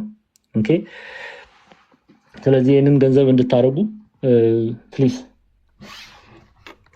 እጠይቃለሁ። ምናልባት አንድ ሁለት ነጥብ ለማንሳት ስለ ማጭድ ስናገር የመጽሐፍ ቅዱስ ኢዩኤል ምዕራፍ 3ን ፕሊዝ ጻፉት። ኢዩኤል ጥቅሱን ልድገምላችሁ፣ ምዕራፍ 3 ቁጥር 13 እና ማርቆስ ምዕራፍ 4 ቁጥር ስንት ነው ያልኳችሁ? 28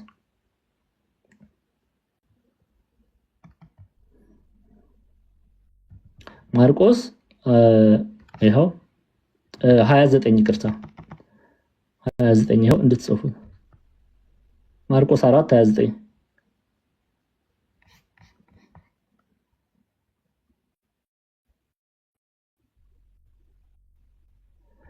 ማርቆስ 29 ማርቆስ 4 29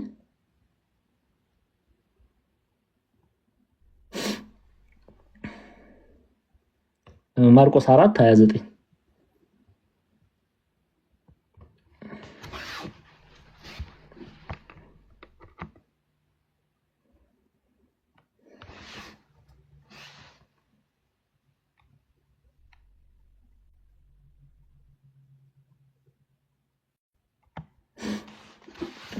ምዕራፍ 4ን ግን ሙሉውን ብታነቡት ደስ ይለኛል። ሙሉውን ብታነቡት ምዕራፍ 4 ዝም ብሎ ጥቅሱን ብቻ መያዝ ሳይሆን ሙሉውን ደግሞ አንብቡት።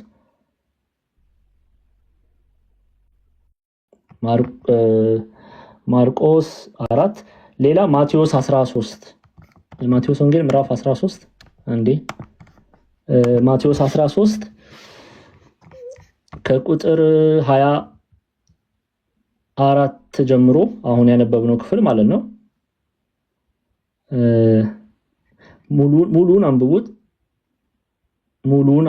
ግን ሙሉን አንብቡት። እንዴ ሐሳቡን የተቆራረጠ እንዳትወስዱ፣ ሙሉን አንብቡት። በነገራችን ላይ ማርቆስም ማቴዎስም ሉቃስም ሲናፕቲክ ጎስፔል ነው የሚባሉት። ተመሳሳይ ታሪኮች ታገኛላችሁ። ኦኬ፣ ተመሳሳይ ታሪኮች ታገኙበታላችሁ። አንድ ላይ የሚታይ ይላሉ። አንድ ላይ የሚታይ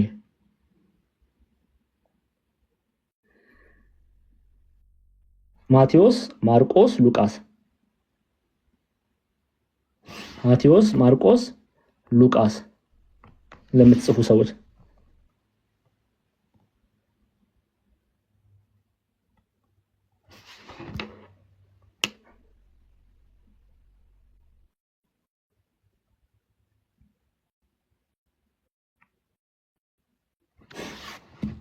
እሺ ሌላ ደግሞ እሺ ሌላ ማርቆስ ኢዩኤል ምዕራፍ 3 ቁጥር 13 ኦኬ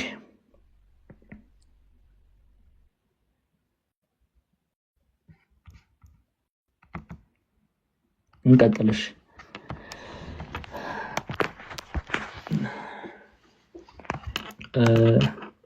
አልመለስም ሰዓታችንን ለመጨረስ ቁጥር 17 18 አንድ ላይ ገጸ ንባቡን አነብና ከዛ 19 እና 20 አይተን እንጨርሳለን። ኦኬ ሌላም መልአክም በሰማይ ካለው መቅደስ ወጣ፣ እርሱም ደግሞ ስለታም ማጭድ ነበረው ይላል። በእሳትም ላይ ስልጣን ያለው ሌላ መልአክ ከመሰዊያው ወጥቶ ስለታም ማጭድ ያለውን ዘለላዎቹን ፈጽመው በስለዋልና እዚህ ጋር ከዚህ ጀምሮ ያለውን ሐሳብ እንመልከት። ፈጽመው በስለዋልና ስለታሙን ማጭድህን ስደድና በምድር ያለውን የወይን ዛፍ ዘለላዎች ቁረጥ ብሎ በታላቅ ድምፅ ጠራ። ደግመን እናንብበው።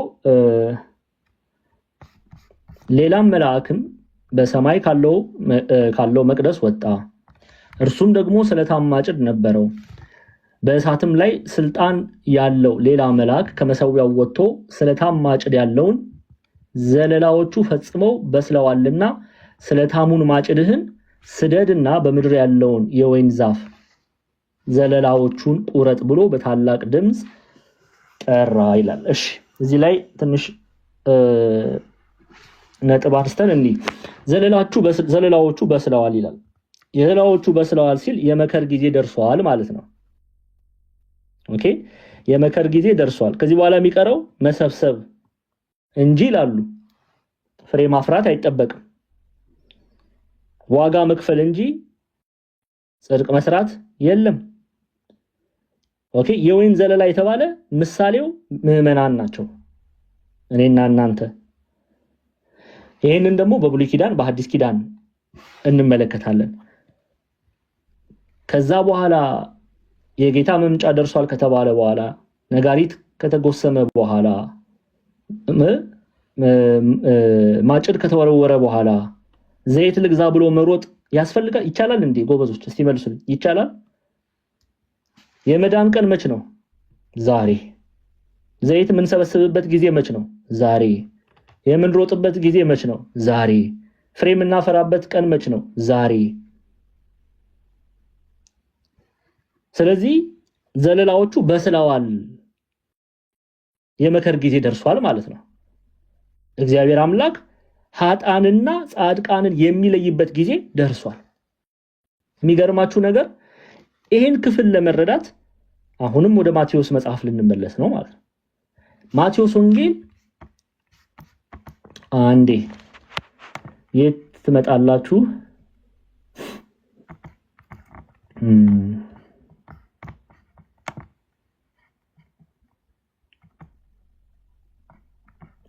እሺ የማቴዎስ ወንጌል ምዕራፍ 25ን እናያለን። ምዕራፍ 7ንም ብናይ ደስ ይለኛል፣ ግን ሰዓታችን እየሄደ ስለሆነ ደግሞ ከመስኮት ብትወርቁብኝ ደግሞ በኋላ እኔ ልትከሱ። ስለዚህ ምዕራፍ 25ን ብቻ እንመለከታለን። የማቴዎስ ወንጌል ምዕራፍ 25 ተመልከቱ። በዚያን ጊዜ መንግስተ ሰማያት መብራታቸውን ይዘው ሙሽራውን ሊቀበሉ የወጡ 10 ቆነጃጅትን ትመስላለች። ምንን ትመስላለች? 10 ቆነጃጅትን ትመስላለች።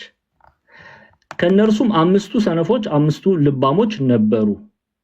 ኦኬ 5ቱ ሰነፎች 5ቱ ልባሞች ነበሩ። ልባም የተባሉ ጻድቃን በበግ የተመሰሉ፣ ሰነፍ የተባሉ ኃጥአን በፍየል የተመሰሉ። ሰነፎቹም መብራታቸውን ይዘው ከነርሱ ጋር ዘይት አልያዙምና፣ ሰነፍ የተባሉ ኃጥአን ምን ይዘዋል? መብራት ይዘዋል፣ ግን ምን አልያዙም?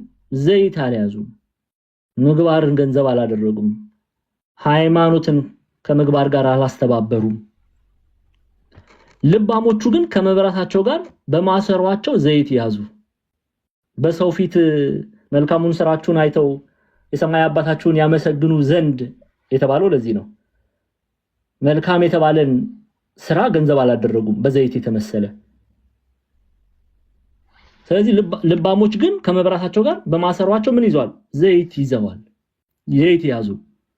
ግብራቸውን ይዘዋል። እምነትና ሃይማኖታቸውን እና በጎ ምግባር አስተባብረው ይዘዋል። ዝም ብለው እናምናለን ብቻ አይደለም፣ ያመኑትን ክርስቶስ በግብራቸው ገልጠው በእነርሱ ላይ ክርስቶስን እንመለከታለን። ከዛስ ሙሽራውን በዘገየ ጊዜ ሁሉ እንቅልፍ አላቸውና ተኙ። ከዛስ እኩለ ሌሊትም ሲሆን እነሆ ሙሽራው ይመጣል ትቀበሉትም ዘንድ ውጡ የሚል ሁካታ ሆነ። በዚያን ጊዜ እነዚያ ቆነጃጅት ሁሉ ተነሱና መብራታቸውን አዘጋጁ። ሰነፎቹ ልባሞቹ መብራታቸው ሊጠፋብን ነው፣ ከዘይታችሁ ስጡን አሏቸው። ልባሞች ግን መልሰው ምናልባት ለኛና ለናንተ ባይበቃስ ይልቅስ ወደሚሸጡት ሄዳችሁ ለራሳችሁ ግዙ አሏቸው። ሊገዙም በሄዱ ጊዜ ሙሽራው መጣ። ሙሽራው ማን ነው? ንጉስ የተባለ ኢየሱስ ክርስቶስ እሱ መጣ። ተዘጋጅተውም የነበሩ ከእርሱ ጋር ወደ ሰርጉ ገቡ፣ ደጁም ተዘጋ ይላል። ከዛ በኋላ ግብር የለማ እንዴ! የሰው ልጅ ከሞተ በኋላ እንዲያው ተመልሼ እጄ ረስቼ ነው ጌታዬ ሆይ ይገርማል እኮ በጣም እንዲያው እንዲህ ላደርግ ፈልጌ ስንስሐ ልገባ ፈልጌ ልቆርብ ፈልጌ ላስቀድስ ፈልጌ ላመሰግን ፈልጌ እከሌ የሚባለው ጓደኛዬ እኮ ነው እንዲያው እያስረሳ እንዲያው አንድ ጊዜ እስቲ ተመልሼ ሄጄ መልካም አድርጌ ልመለስና ልምጣ ማለት ይችላል? እምነትና ስራን አስተባብሬ ልምጣ ማለት ተዘጋ። በቃ ለዚህ እኮ ነው ዘለላዎቹ በስለዋል ይላል በራእይ መጽሐፍ ላይ። ዘለላው ከበሰለ በኋላ መመለስ አይቻልም።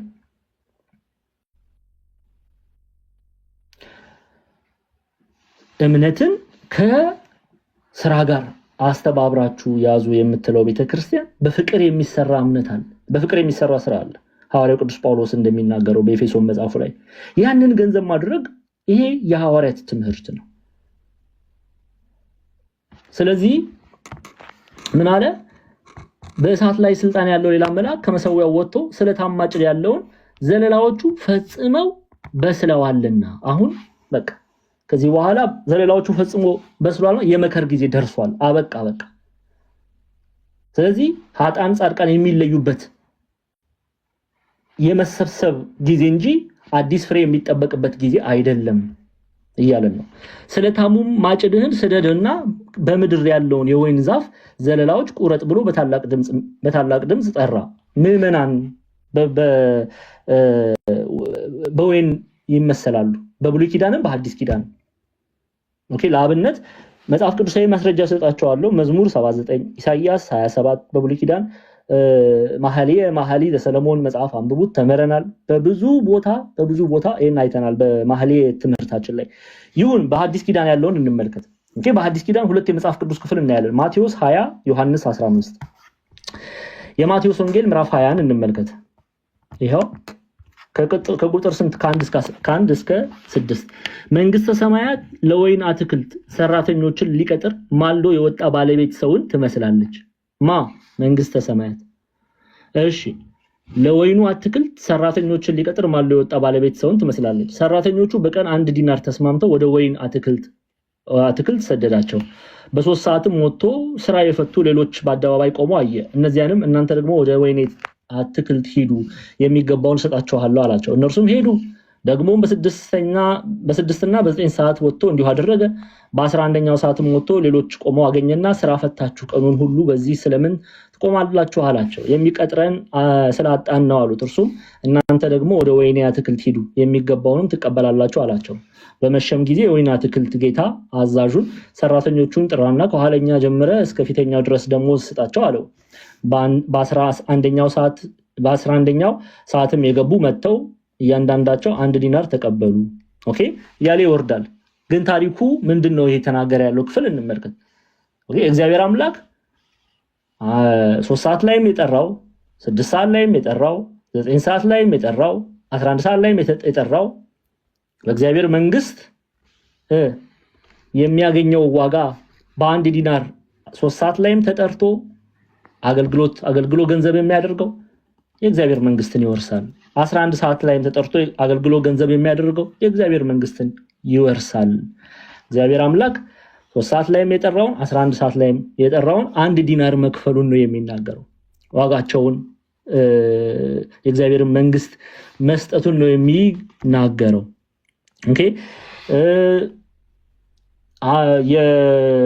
ዮሐንስ ወንጌል ምዕራፍ 15ን ብትመለከቱ የወይን ቦታ የተባለ ምዕመናንን ማገልገል፣ የእግዚአብሔር መንግስት ማገልገል። ዮሐንስ ወንጌል ምዕራፍ 15 ላይ ብትመለከቱ እንዲሁ አንድ አይነት ሐሳብ ታገኛላችሁ። እውነተኛ የወይን ግንድ እኔ ነኝ ይላል። ገበሬው አባቴ ነው። የወይን ግንድ እኔ ነኝ አለ ጌታ። ገበሬው ምንድነው አለ? አባቴ ነው። ፍሬ የማያፈራውን በእኔ ያለውን ቅርንጫፍ ሁሉ ያስወግደዋል፣ ፍሬ የሚያፈራውንም ሁሉ አብዝቶ እንዲያፈራ ያጠራዋል። ግንዱ ማን ነኝ አለ? እኔ ነኝ አለ። አካል ማን ነው? ኢየሱስ ክርስቶስ። የእውነተኛ የወይን ግንድ እሱ ነው። ቅርንጫፎቹ ገበሬው ማን ነው አለ? አባቴ ነው አለ። ቅርንጫፎቹ ደግሞ በወይኑ ግንድ ላይ የሚጣበቁ ምዕመናን ክርስቲያኖች ናቸው። ፍሬ ያላፈራው ምን ይላል? ይቆረጣል። ይሄው እያየን ነው በራዕየ ዮሐንስ መጽሐፍ ላይ ፍርድን ገንዘብ ያደርጋል ማለት ነው። ፍሬ የማያፈራው በእኔ ያለውን ቅርንጫፍ ሁሉ ያስወግደዋል። አያችሁ አይደለ? ምዕመናንን ነው። አማኝ ነን ብለን በክርስቶስ እናምናለን ብለን ከግንዱ ተጣብቀናል ብለን ግን ፍሬ ማፍራት ካልቻልን ፍርድን ገንዘብ እናደርጋለን ማለት ነው። ኦኬ የወይን ግንድ እኔ ነኝ፣ ገበሬው አባቴ ነው። ፍሬ የማያፈራው የወይን ፍሬ የማያፈራው በእኔ ላይ ያለውን ቅርንጫፍ ሁሉ ያስወግዳል፣ ፍሬ የሚያፈራውንም ሁሉ አብዝቶ እንዲያፈራ ያጠራዋል። እናንተ ስለነገርኳችሁ ቃል አሁን ንጹሃን ናችሁ። በእኔ ኑሩ እኔም በእናንተ። ቅርንጫፍ በወይን ግንድ ባይኖር ከራሱ ፍሬ ሊያፈራ እንዳይቻለው እንዲሁ እናንተ ደግሞ በእኔ ባትኖሩ አትችሉም። እኔ የወይን ግንድ ነኝ፣ እናንተም ቅርንጫፍ ናችሁ እያለ ጌታችን መድኃኒታችን ኢየሱስ ክርስቶስ ደቀ መዛሙርቱን ያስተምራል። ስለዚህ በብሉይም ሆነ በዘመነ ሐዲስ በወይን እርሻ የተመሰሉ ምዕመናን ናቸው። በወይን እርሻ የተመሰሉ ምዕመናን ናቸውና ምን አለው? ዘለላዎቹ ፈጽመው በስለዋልና የመሰብሰብ ጊዜ ወራት ስለደረሰ ስለታሙን ማጭድን ስደድና በምድር ላይ ያለውን የወይን ዛፍ ዘለላዎቹን ቁረጥ ብሎ በታላቅ ድምፅ ጠራ። ኃጥአንን ከጻድቃን ለይ ማለት ነው። ኦኬ ኃጥአንን ከጻድቃን ለይ። በእምነት ያልተገኙ ምግባርን ከእምነት ጋር አስተባብረው ያልተገኙትን እነሱን ቁረጥ፣ በእምነትን ከስራ ጋር አስተባብረው የተገኙትን እነሱን ለይ ነው እያለ ያለው። እሺ መልአኩም ማጭዱን ወደ ምድር ጣለው፣ በምድር ካለው ከወይን ዛፍ ቆርጦ ወደ ታላቂቱ ወደ እግዚአብሔር ቁጣ መጥመቂያ ጣለ ይላል ቁጥር 19 ላይ። የወይኑም መጥመቂያ ከከተማም ውጪ ተረገጠ፣ እስከ ፈረሶችም ልጓምም የሚደርስ ደግሞ ደም ርቀቱ 1600 ምዕራፍ ሆኖ ከመጥመቂያው ወጣ ይላል። መልአኩም ማጭዱን ወደ ምድር ጣለ፣ መከርን መሰብሰብ ጀመረ፣ ኃጥአንን ከጻድቃን መለየት ጀመረ። በምድርም ካለው ከወይን ዛፍ ቆርጦ ወደ ታላቁ ወደ እግዚአብሔር ቁጣ መጥመቂያ ጣለ። እሺ ከዛ በኋላ ይላል የወይኑም መጥመቂያ ከከተማው ውጪ ተረገጠ፣ እስከ ፈረሶችም ልጓም የሚደርስ ደም ርቀቱ 1600 ምዕራፍ ሆኖ ከመጥመቂያው ወጣ ይላል። እንግዲህ ፍርድ አሁን የእግዚአብሔር ፍርድን የተቀበሉ የተፈረደላቸው ጻድቃን፣ የተፈረደባቸው ኃጥአን ግን ምን አይነት ፍርድ እንደተፈረደባቸው ኃያል ፍርድ እንደተፈረደባቸው የምናይበት ክፍል ነው። ይሄ ፍርድ መቀበላቸውን ይናገራል ቁጥር 19 ላይ። ቁጥር 20 ላይ ስትመጡ የወይኑ መጥመቂያ ከከተማ ውጪ ተረገጠ ይላል። ይሄው ምን ማለት ነው የሚለውን ሐሳብ እንመልከት።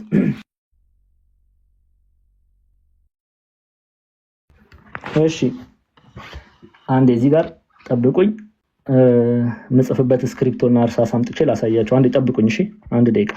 ስክሪፕቶና እያሳየው ምጽፈው ነገር ስላለ ነው።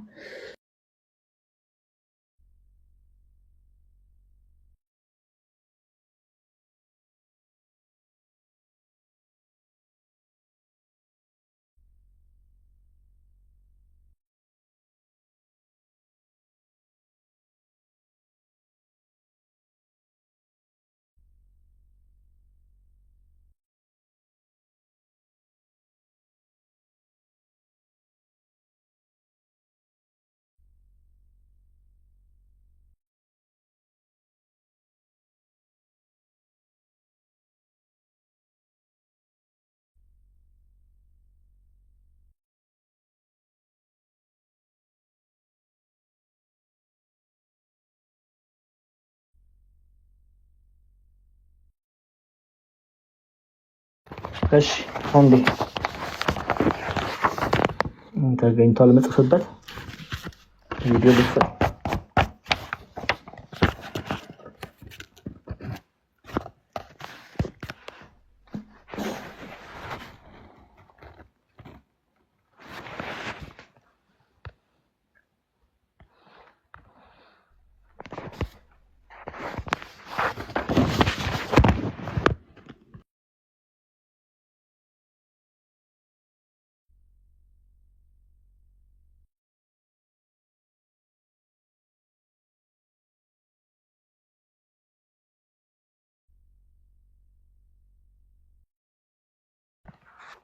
ይታያል አይደል?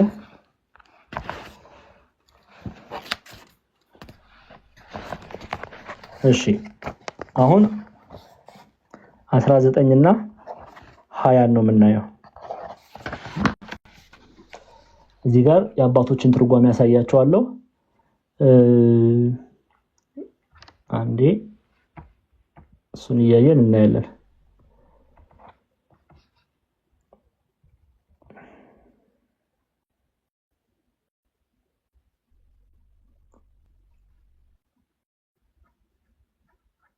ከዛ በፊት 19ን እንመልከት።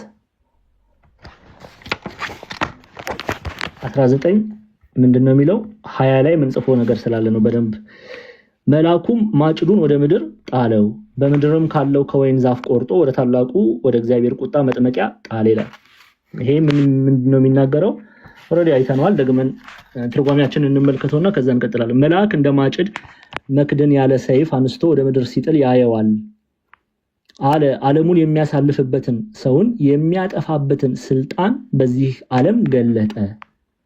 ዓለሙን አሳለፈ ምን ማለት ነው? ሰውን አጠፋ ቢል አንድ ነው።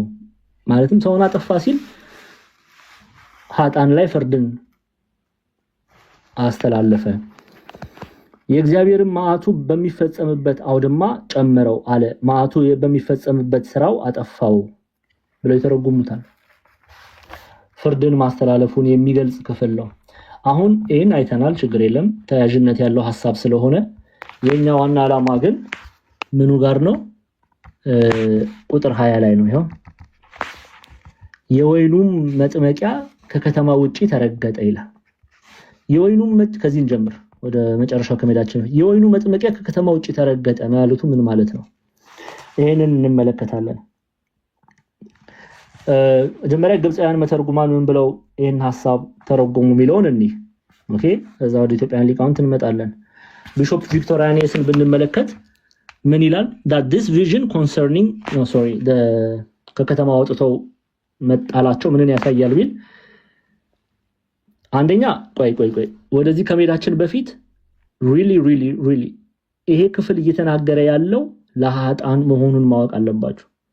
ጻድቃንን concerning the saints አይደለም እየተናገረ ያለው። ከከተማ አውጥተው ተጣሉ የተባሉ ኃጥአን ናቸው።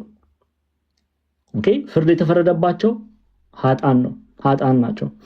አሁን as Bishop Victorianus which is that they are thrown in the wine press of God anger and they are tread down outside the city and this is the punishment of the wicked ይላሉ። ይሄ አሁን ቁጥር 20 ላይ የምናየው የኃጥአን ቅጣት ነው። ፍርድ ከእግዚአብሔር ዘንድ የተፈረደባቸውን ፍርድ ነው የምናየው ይልና እንመለስ። በራዕየ ዮሐንስ ላይ የወይን መጥመቂያ ከከተማው ውጪ ተረገጠ ሲል ከተማ የተባለች የእግዚአብሔር መንግስት ወይም ደግሞ የእግዚአብሔርን መንግስት ማጣታቸውን ይናገራል ይላል። ኦኬ፣ ጻድቃን ግን አይደለም ይሄንን መንግስት ያጡት፣ ኃጥአን ናቸው። ጻድቃንማ የዚህ መንግስት ወራሾች ናቸው። እንዴት ነው የምናውቀው? ዝም ብለን ነው የምንናገር አይደለም። መጽሐፍ ይነግረናል። እስቲ እንመልከት። እሺ ማቴዎስ ወንጌል 25 እና ማቴዎስ 7ን አያይዘን እንሄዳለን። ተመልከቱ። ማቴዎስ ወንጌል ምዕራፍ 25 እሺ ስለ ጻድቃን የተነገረውን እንመልከት። ጌታችን የሰው ልጅ ብሎ ይጠራዋል። አሁንም በክብሩ በሚመጣበት ጊዜ ከቅዱሳን መላእክቱ ጋር በዚያን ጊዜ በክብሩ ዙፋን ይቀመጣል። አሕዛብም ሁሉ በፊቱ ይሰበሰባሉ። እረኛም በጎቹን ከፍየሎች እንደሚለይ እርስ በርስ ይለያቸዋል። በጎቹን በቀኙ ፍየሎቹን በግራው ያቆማቸዋል። ንጉሱም በቀኙ ያሉትን እንዲህ ይላቸዋል፣ እናንተ የአባቴ ብሩካን ኑ ዓለም ከተፈጠረ ጊዜ ጀምሮ የተዘጋጀላችሁን ምን መንግስት ወረሱ። ይሄ የተነገረው ለማን ነው? ለጻድቃን ነው። ለጻድቃን። አሁን ከከተማ ውጪ ከእግዚአብሔር መንግስት የተጣሉ እነማን ናቸው? በሩ የተዘጋባቸው እነማን ናቸው? እናያለን እሱን። ይሄንን የት ነው የምናየው? እዚሁ ሩቅ መሄድ አያስፈልግብን። ቁጥር 41 ጀምሮ ኃጣንን ምን ይላቸዋል? 41 ጀምራችሁ እያነበባችሁ ትመጣላችሁ። ኦኬ ሙሉ 41 ጀምረን እንዲለን በዚያን ጊዜ በግራው ያሉትን ደግሞ ይላቸዋል፣ እናንተ እርጉማን ለሰይጣንና ለመላእክቱ ወደ ተዘጋጀ ወደ ዘላለም እሳት ምን አላቸው? ከኔ ሂዱ።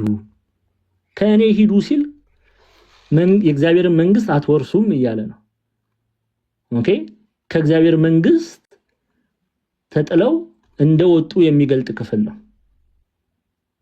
ተፈርዶባቸው የእግዚአብሔር መንግስት ወራሾች እንዳልሆኑ የሚገልጽ ክፍል ነው። በማቴዎስ 7 ላይ ደግሞ እዛው ማቴዎስ 25 ላይ ደግሞ በሩ ሲዘጋባቸው እናያለን። ይሄው በሩ ሲዘጋባቸው እንመልከት።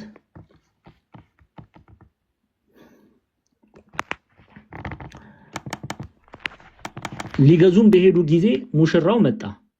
ተዘጋጅተው የነበሩትን ከእርሱ ጋር ወደ ሰርጉ ገቡ። ደጁም ተዘጋ። የእግዚአብሔር መንግስት መግባት እንደማይችሉ ነው። ደጁም ተዘጋ ይላል። ከዚህ በፊት መቼም በሰማይ ያለው የእግዚአብሔር መቅደስ ተከፈተ ምናምን ስንል እንዲያው በሰማይ በር ኖሮ ሲከፈት ሲዘጋ የሚውል አድርጋችሁ እንዳታስቡ። ኦኬ በሰማይ ያለው የእግዚአብሔር መቅደስ ተከፈተ ምናምን ሲል ሚስጥር ታየ ተብሎ ነው የሚገለጠው በትርጓሜያችን። ኦኬ ኤኒዌይስ በደጁ ተዘጋ። የእግዚአብሔር መንግስት ወራሽ እንደማይሆኑ ነው የሚገልጠው። ከዛ በኋላ ምን አሉ? በኋላም ደግሞ የቀሩት ቆነጃጅት መጡና ጌታ ሆይ ክፈትልን አሉ። እርሱ ግን መልሶ እውነት እውነት እላችኋለሁ አላውቃችሁም አለ። ይቻላል እንዴ ሰው ከሞተ በኋላ በር ባንኳኳት? ዘመን ካበቃ በኋላ ጊዜ ከተጠቀለለ በኋላ እንዴ አይተናል ቅድም አይደለ? የመሰብሰብ ጊዜ ከመጣ በኋላ እንዲያው ተመልሼ የሆነች ነገር ይዤ ልምጣ ማለት አይቻልም። ይሄን ደግሞ በሉቃስ ወንጌል ምዕራፍ 16 ላይ በአልዓዛርና በባለጸጋው እና አብርሃም ታሪክ አይተናል በምሳሌ። ኤኒዌይስ ይሄንን ድረስ ካየን ወደ 19 እንመለስ። ስለዚህ የወይኑ መጥመቂያ ከከተማ ውጪ ተረገጠ ይላል። የወይኑ መጥመቂያ ከከተማ ውጪ ተረገጠ። የእግዚአብሔር ፍርድ ተቀበሉ። ከከተማ ውጪ ተረገጠ ማለት ከእግዚአብሔር ከተማ ተጣሉ፣ ተለዩ። ማን? ኃጥአን ተብሎ ይተረጎማል። ለምን በዚህ አይነት ሁኔታ ተገለጠ የሚለውን ሐሳብ እንመልከት። እሺ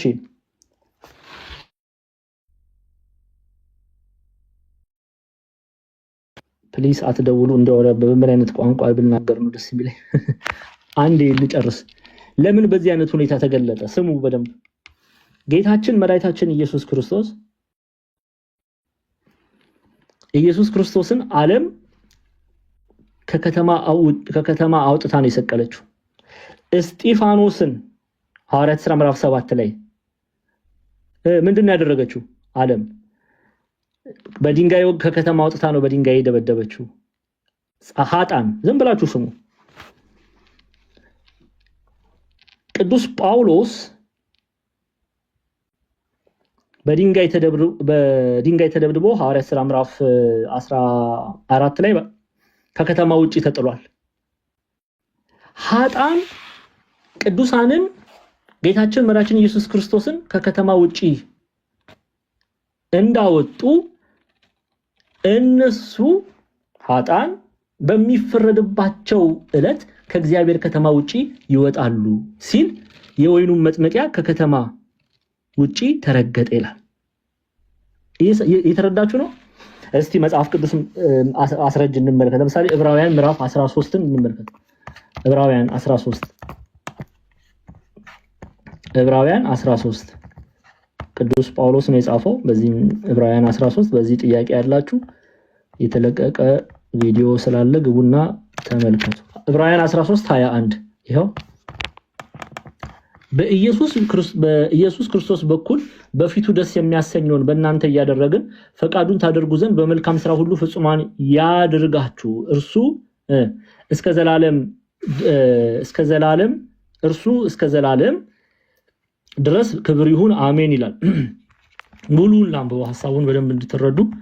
በዘላለም ኪዳን ደም ለበጎች ትልቅ እረኛ የሆነ ጌታችን ኢየሱስ ከሙታን ያወጣው የሰላም አምላክ በኢየሱስ ክርስቶስ በኩል በፊቱ ደስ የሚያሰኘውን ለእናንተ እያደረገ ምዕራፍ ስንት ነው ያነበብኩ ያለሁት? ኦኬ አንዴ አይ እናንተ ሰዎች አታርሙኝም እንዴ? እሺ ይሄው ከቁጥር 11 እና 12 ስለምቸኩል እኔ ያነበብኩ ያለው 20 ቤት ውስጥ ገብቼላችኋለሁ። እሺ ኤኒዌይስ ሊቀ ካህናት ስለ ኃጢአት ወደ ቅድስት የእንስሶች ደም ያቀርባል፣ ስጋቸው ግን ከሰፈር ውጪ ይቃጠላል። ስለዚህ ኢየሱስ ደግሞ በገዛ ህዝቡን ምን እንዲቀድስ ከበር ውጪ መከራን ተቀበለ ይላል። እንግዲህ ነቀፌታውን እየተሸከምን ወደ እርሱ ወደ ሰፈሩ ውጪ እንውጣ።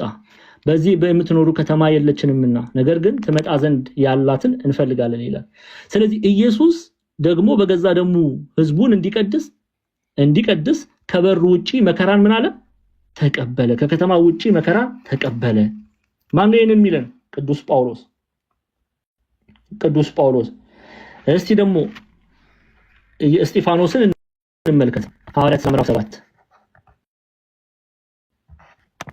ወደ እስጢፋኖስ ከመምጣታችን በፊት ቅዱስ ጳውሎስን እንመልከት። ይሄው ከአንጾኪያና ከኢቆንዮን የመተው ክፉ አይሁዳውያን ምንድነው ያደረጉት የሚለውን በልስጥራና ያለውን ነገር እናያለን። እንግዲህ ይሄው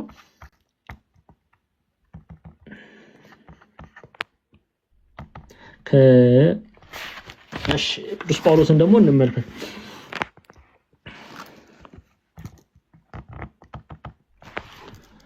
አይሁድ ግን ለምትጽፉ ሰዎች ከቁጥር 19 አይሁድ ግን ከአንጾኪያና ከኢቆንዮን መጡ፣ ህዝቡን አባብለው ጳውሎስን ምን አሉ?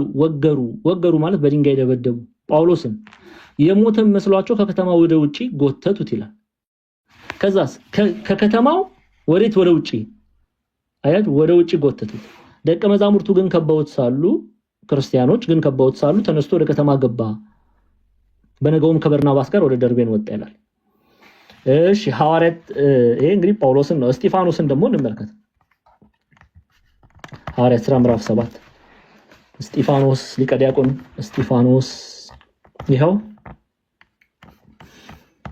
ነገረ ክርስቶስን ሲነግራቸው ከቁጥር 56 ጀምሬ ምዕራፍ 7 ቁጥር 56 እነሆ ሰማያት ተከፍተው የሰው ልጅ በእግዚአብሔር ቀኝ ቆሞ አያለሁ አለ። በታላቅም ድምጽ እየጮሁ ጆሮአቸውን ደፈኑ፣ በአንድ ልብ ሆነው ወደ እርሱ ሮጡ። በአንድ ልብ የሚለው በብዙ ይተረጎማል፣ አስተምራችኋለሁ። ከከተማም ወደ ውጭ አውጥተው አያችሁ፣ ከከተማም ወዴት አወጡት? ወደ ውጭ አውጥተው ወገሩት፣ በድንጋይ ደበደቡት። ምስክሮችም ልብሳቸውን ሳውል በሚሉት በአንድ ጎበዝ እግር አጠገብ አኖሩ እያለ ይቀጥላል። አሁን ወደ ራእይ የወይኑ መጥመቂያ ከከተማ ውጪ ተረገጠ ይላል። አያችሁ አይደለ? ኃጥአን ክርስቶስን ከከተማው ውጪ አውጥተው መከራ እንዲቀበል ግድ እንዳሉት፣ ኃጥአን እስጢፋኖስን ከከተማ ውጪ አውጥተው በድንጋይ እንደደበደቡት፣ ከምድራዊ ከተማ ውጪ አውጥተው ቅዱስ ጳውሎስን ከምድራዊ ከተማ አውጥተው እንደደበደቡ የእግዚአብሔር ፍርድ በኃጥአን ላይ ሲገለጥ ከእግዚአብሔር ከተማ ውጪ ይጣላሉ፣ መንግስተ ሰማያትን አይወርሱም፣ የእግዚአብሔርን መንግስት አይወርሱም ማለት ነው። ስለዚህ አሁን ደግሞ ከመንግስተ ሰማያት ውጪ የሚጣሉት እነማን ናቸው? ኃጥአን።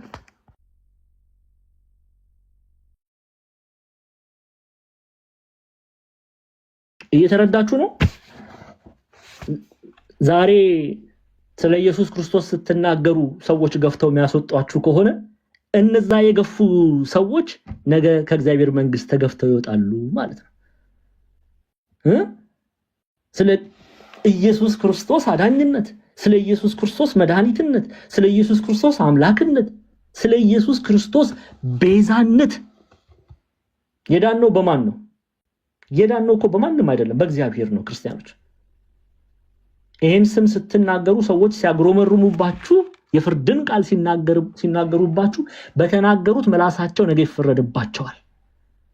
ገፍተው ባስወጡት እጆቻቸው ነገ እነሱም ከእግዚአብሔር መንግስት ይወጣሉ፣ ከእግዚአብሔር ከተማ ወጥተው ይጣላሉ እያለ ነው። የወይኑ መጥመቂያ ከከተማ ውጪ ተረገጠ የሚለው ግልጽ ነው። ግልጽ ነው። ክርስቲያኖች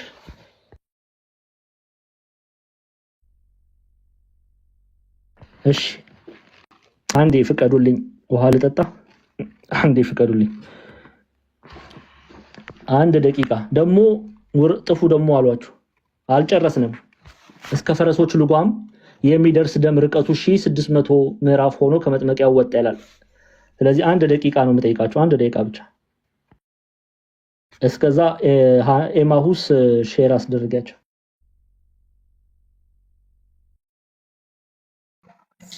እሺ አንዴ ሁላችሁም ሼር አድርጉ፣ መምህር እስኪመለሱ ድረስ ሁላችሁም አንዴ ሼር አድርጉ። አትውጡ፣ ሁላችሁም ሼር አድርጉ። አንድ ደቂቃ አፍጥኑት። 4 ነው ለኔ ያለ 5 አስገቡትኝ። አፍጥኑትኝ። ሼር ታብ አድርጉ መምህር እስኪመለሱ። እየጨረስን ነው። አትውጡ፣ መምህር እስኪመጡ ድረስ ታብ ሼር ኮፒ ሊንክ አድርጉ።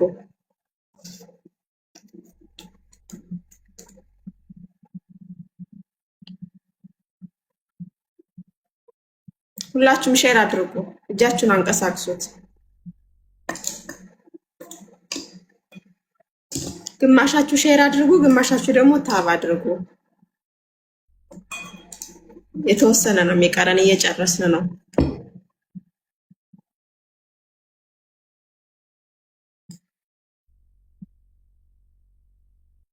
አትውጡ። አንዴ መምህር እስኪመጡ ድረስ ሼር አድርጉ። ሁላችሁም ታዘዙ። ሼር አድርጉ። ታብ ሼር አድርጉ።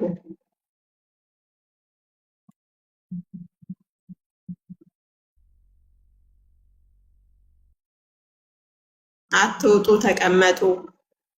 እስከዛ ድረስ ታብ ሼር አድርጉ። ታዘዙ።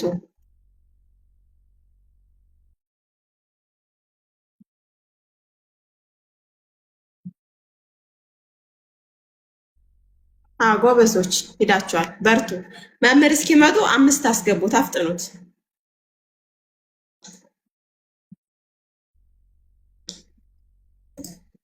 እሺ ተመልሻለሁ። አመሰግናለሁ ስለፈቀዳችሁልኝ። እኔ ደግሞ ሰይጣን ያበጥራቸዋል ብዬ ነበረ። 189 ሰው 10 ሰው ሆኖ ይጠብቀኛል ብዬ ፈርቼ እየሮጥኩ መጣሁ። መከራ እኮ ነው ዘመኑ ከፍቷል በጣም። እሺ ይሄን ከተረዳን እንቀጥል።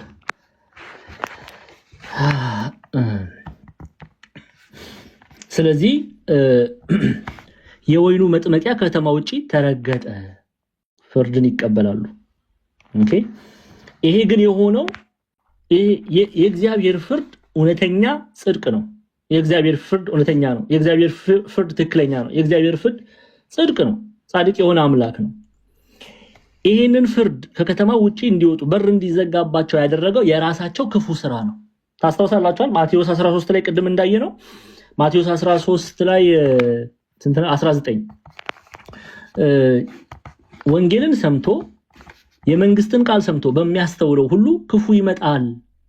በማያስተውለው ማለት ነው። ክፉ ይመጣል። በልቡ የተዘራውን ይነጥቃል። በመንገድ ዳር የተዘራው ይህ ነው። ክፉ ይመጣል። የእግዚአብሔርን ቃል ሰምቶ ስላላስተዋለ ያ ሰው ክፉ ይመጣል ተባለ። ክፉ የተባለ የራሱ ግብር ነው፣ ኃጢአት ነው፣ ዲያብሎስ ነው። ግን በዚህ ምክንያት ፍርድን ተፈረደበት፣ ከእግዚአብሔር መንግስት ተዘጋ። ኦኬ። ለምን? ክፉ መጥቶ በልቡ የተዘራውን ይነጥቃል፣ በመንገድ ዳር የተዘራው ይህ ነው ይላል። ስላላስተዋለ የእግዚአብሔርን ቃል ንስሐ ስላልገባ ክፉ ይመጣበታል። ፍርድ ሲል የእግዚአብሔርን ፍርድ አይደለም። ክፉ የተባለ የሰውየው ግብር ነው፣ የሰውየው ኃጢአት ነው፣ ዲያብሎስ ነው። ግን የእግዚአብሔርን ቃል ስላልሰማ ፍርድን ከእግዚአብሔር ዘንድ ይቀበላል። እውነት የሆነው ጽድቅ የሆነውን ፍርድ ይቀበላል። ክፉ ይመጣል ስንል ዲያብሎስ መጥቶ ያንን አስተዋይ ስላልሆነ ትምህርቱን ይወስድበታል፣ እንዳያስተውል ያደርግበታል። ስለዚህ ፍርድን ይቀበላል። የእግዚአብሔርን ቁጣ ይቀበላል። የእግዚአብሔር ቁጣ ግን የእግዚአብሔር ፍርድ ግን ክፉ ሆኖ አይደለም፣ እውነተኛ ጽድቅ ነው። ክፉ የሚያስብለው በራሱ ላይ ስለፈረደ ነው። ያ ሰው በራሱ ላይ ምን አለ? ፈረደ። በቃ የእግዚአብሔር ቁጣ በሱ ላይ እንዲገለጥ ማለት ነው። ስለዚህ በመንግስት ቃል ሰምቶ በማያስተውለው ሁሉ ክፉ ይመጣል። በልቡ የተዘራውን ይነጥቃል። በመንገድ ዳር የተዘራው ይህ ነው። አሁን የምናየው ይሄ ነው የሆነው። የወይኑ መጥመቂያ ከከተማ ውጪ ተረገጠ ይላል። መንግስተ ሰማያት ከተማ ተብላ ተጠራች። ከእግዚአብሔር መንግስት ተጣለ፣ ወጣ። እሱ ኃጥአን፣ ጻድቃን፣ ሐዋርያት፣ ነቢያትን ከከተማ አውጥተው እንደደበደቡ መከራ እንደጫኑ እሱ ከእግዚአብሔር መንግስት እርሱና እርሱን የሚመስሉ ኃጥአንን የሚመስሉ ከእግዚአብሔር መንግስት ይጣላሉ፣ ይወጣሉ። እሺ እንቀጥል። እስከ ፈረሶች ልጓምም የሚደርስ አሁን እችነት ይቀርች እስከ ፈረሶች ልጓምም የሚደርስ ደም ርቀቱ 1600 ምዕራፍ ሆኖ ከመጥመቂያ ወጣ። አንዴ ሃይላይት አድርጌ እስከ ፈረሶች ልጓምም የሚደርስ ደም ርቀቱ 1600 ምዕራፍ ሆኖ ከመጥመቂያ ወጣ ይላል። 1000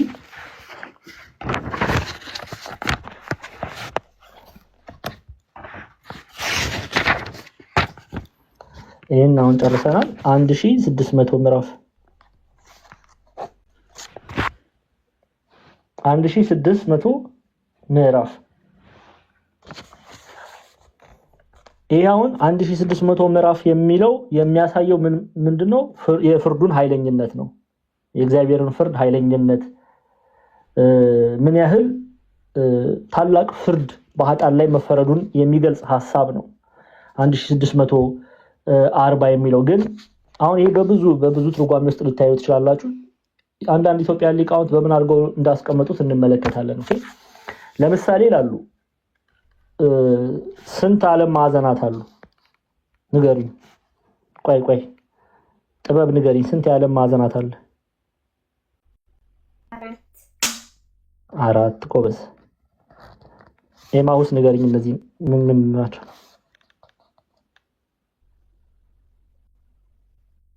ሶስት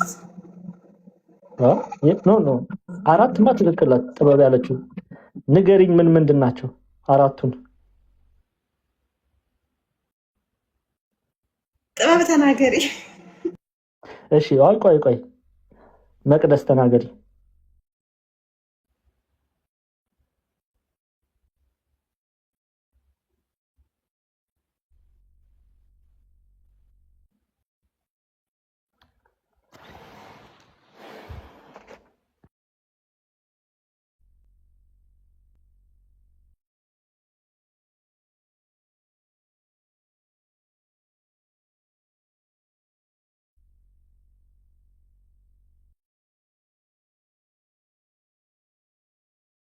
እንዴ የጠበቅኳችሁ እንዴ? ሀና እሺ ተናገሪ። ዛሬማ አለቃችሁም እንዴ? ተናገሩ እንጂ። እኔ ልናገር? ቆይ ጥበብ አንድ የሚዩት አድርጊ።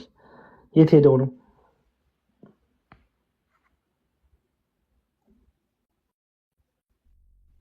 ኧረ እናንተ ቪዲዮ እኔ የተማራችሁ ነው እያልኩ እኔ እዚህ እደክማለሁ።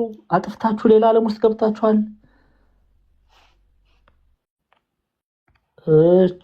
እሺ እመቤት ተናገሪ።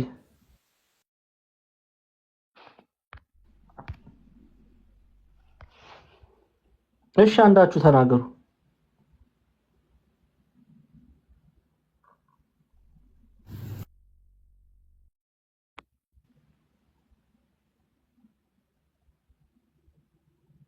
እሺ ጥበብ ተናገሪ። ሰሜን፣ ደቡብ፣ ምስራቅ፣ ምዕራብ። አዎ ሰሜን፣ ደቡብ፣ ደቡብ፣ ምስራቅ፣ ምዕራብ። ምስራቅ ምና ምዕራብ። ምዕራብ። አዎ ጎበዝ ሰው። 1 2 3 4 አራቱ ማዕዘን ማለት ነው። ኦኬ ሰሜን፣ ደቡብ፣ ምስራቅ፣ ምዕራብ። እሺ ከዛ አንደኛ ይሄንን ትይዛላችሁ። አንደኛ ሌላም ደግሞ አራት ይሉና ኦኬ በሰሜን፣ በደቡብ፣ በምስራቅ፣ በምዕራብ ያሉ የዓለም ህዝብ በሙሉ ኦኬ ስፔሲፊክሊ ሀጣን የሚፈረድባቸው አራት። እዛ በምን ዘመን የህይወት ዘመናት በአራቱ ዘመናት ይላሉ የህይወት ዘመናቸው በልጅነት ኦኬ በልጅነት ጊዜ። ከዛ ደግሞ ይቀጥሉና በወጣትነት ከዛ ይቀጥሉና በጎልማሳነት ጊዜ። ከዛ ደግሞ በእርጅና በዚህ የእድሜ ዘመናት ባደረጉት ኃጢአት ይፈረድባቸዋል። ስለዚህ 4 ሲባዛ 4 ይላሉ። እንዲያርገው የሚገልጹ መምህራን አሉ። 4 ሲባዛ 4 ስንት ይመጣል? 4 ሲባዛ 4 ሂሳብ እንስራ ደግሞ እስቲ።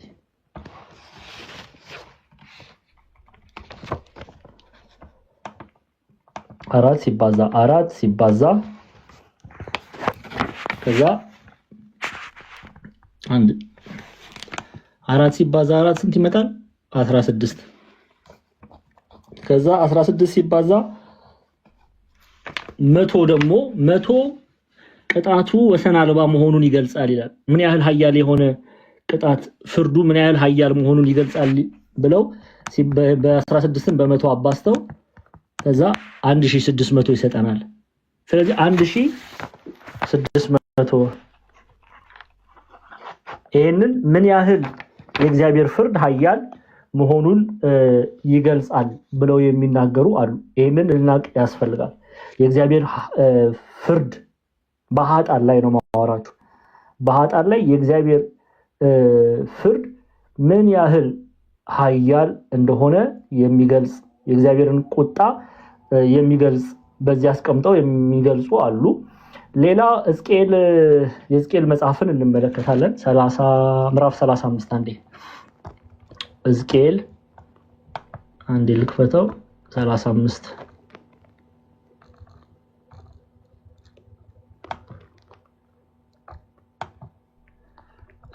ሕዝቅኤል 35 ከቁጥር 6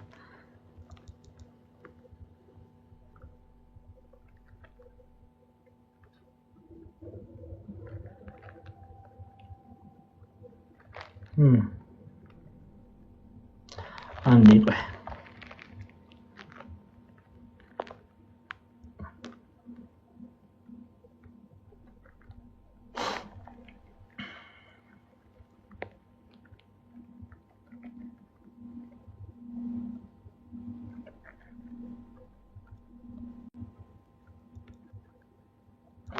እሺ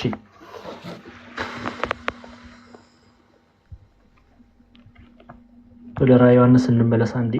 ሕዝቅኤልን ተውት።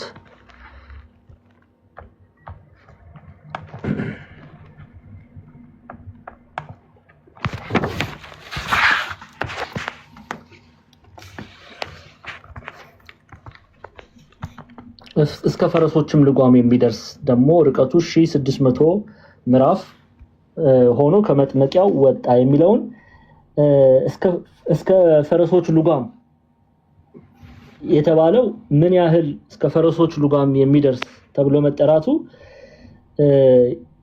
አንደኛ የኃጥአን በሰሜን፣ በደቡብ፣ በምስራቅ፣ በምዕራብ የሚፈረድባቸው የኃጥአን ቁጥራቸው መብዛቱን ይገልጻል። ይሄ ደግሞ በእስራኤል ባህል እንዲህ አይነት ልማድ አለ። ትልቅ ቁጥርን ትልቅ ብዙ ህዝብን በፍርድ ወንበር በፍርድ አደባባይ የሚገለጡ በፍርድ ወንበር የሚቆሙትን ወይም ብዙ ህዝብ ቁጥርን ለመግለጽ የሚጠቀሙበት ባህላዊ አነጋገር ነው። ኦኬ በእስራኤል ባህል እስከ ፈረሶች ልጓም የሚደርስ ደም የሚለው በዚያ አይነት ይዘት የሚፈቱ አሉ። ብዛትን ነው ግን ዋናው አራቱ ማዕዘናትም አለው፣ አራቱ የዘመኑ ጊዜያትም አለው። ብቻ ይሄ ከቁጥር 20 ላይ ያለው ሐሳብ ብዙ ሰው ፍርድን እንደሚቀበል ነው የሚገልጸው አነጋገሩ። ደም መፍሰስ የሚለው ሐሳብ እስከ ፈረሶች ልጓም የሚደርስ ደም ርቀቱ 1600 ምዕራፍ ሆኖ ከመጥመቂያ ወጣ ሲል ደም ሰው ልጅ ሲሞት ደሙ እንደሚፈስ እነዚህም በመንፈሳዊ ምሳሌን በመሰላዊ ህይወት ከእግዚአብሔር መለየት መሞት ነው እና በጣም ብዙ ሰዎች ፍርድን መቀበላቸውን የሚገልጽ ክፍል ነው። እሺ አንዴ ማቴዎስ 7ን እንዲና እንጨርሳለን። የማቴዎስ ወንጌል ምዕራፍ 7ን እንመልከት እና እንጨርሳለን።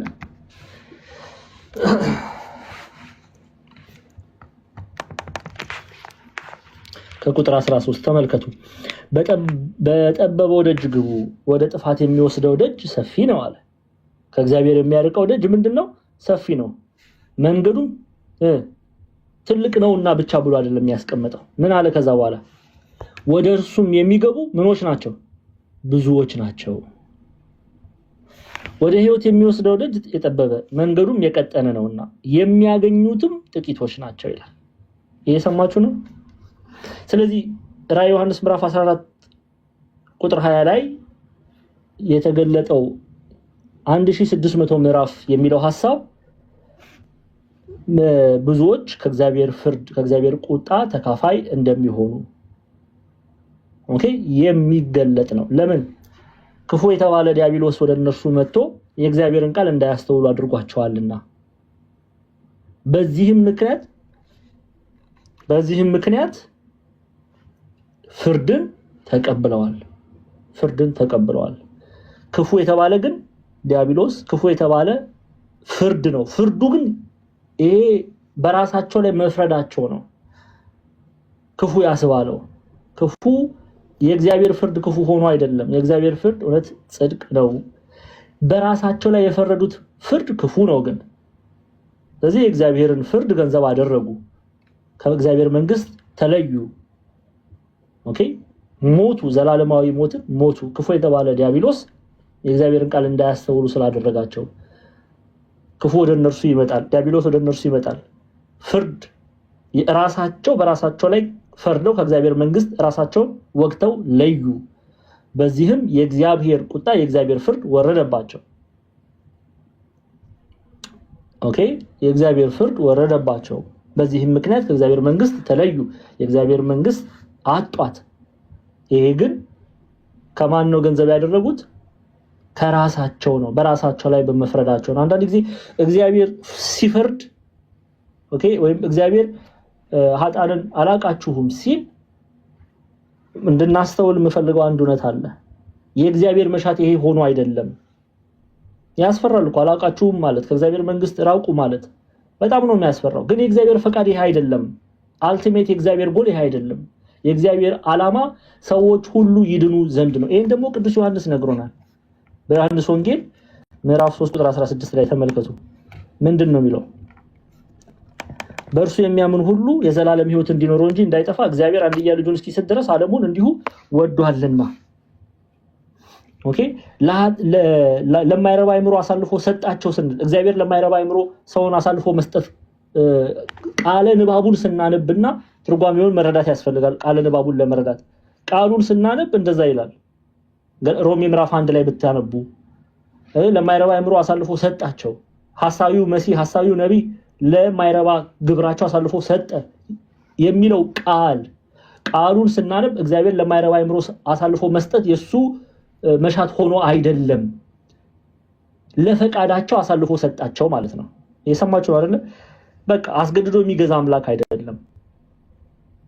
ክፉ ፍርድን በራሳቸው ላይ ለመፍረድ ከእግዚአብሔር መንግስት የማቴዎስ ወንጌል ይሄው 19 ላይ ማቴዎስ 13:19 ቁጥር 19 ላይ የመንግስት ቃል ሰምቶ በሚያስተውለው ሁሉ ክፉ ይመጣል ሲል በማያስተውለው ላይ ነው ክፉ የሚመጣው። ክፉ ይመጣል፣ ዲያብሎስ ይመጣል፣ ያን ሐሳብ እንዳያስተውል ያደርገዋል።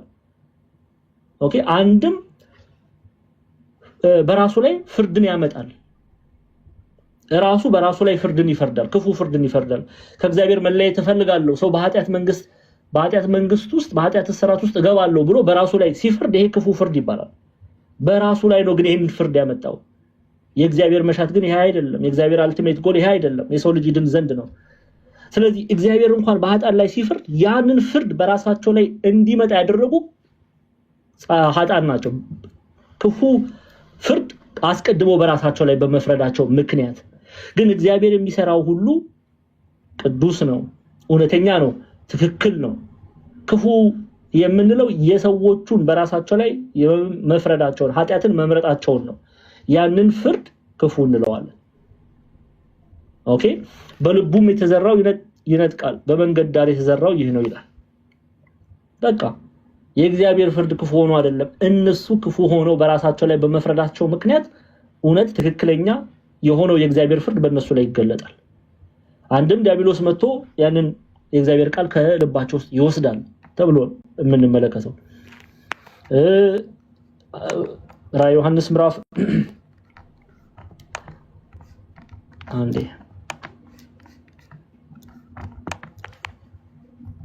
14 ላይም የሆነው ይሄ ነው። በቃ የወይኑ መጥመቂያ ከከተማ ውጪ ተረገጠ፣ እስከ ፈረሶች ልጓም የሚደርስ ደግሞ ርቀቱ 1600 ምዕራፍ ሆኖ ከመጥመቂያው ወጣ ይላል። ይሄ ተፈረደባቸው። ግን አሁን ይሄን ስናይ እግዚአብሔርን መፍረድ እንችላለን? በእግዚአብሔር ላይ ልንቆጣ እንችላለን? አንችልም። እሱ ጻድቅ፣ እውነተኛ፣ ቅዱስ አምላክ ነው። ሰዎቹ ግን አስቀድመው በራሳቸው ላይ ክፉ ፍርድ በመፍረዳቸው ምክንያት የእግዚአብሔር ቁጣ ተገለጠባቸው ነው ምንድነው። ግልጽ ነው አይደለ ክርስቲያኖች? ግልጽ ነው።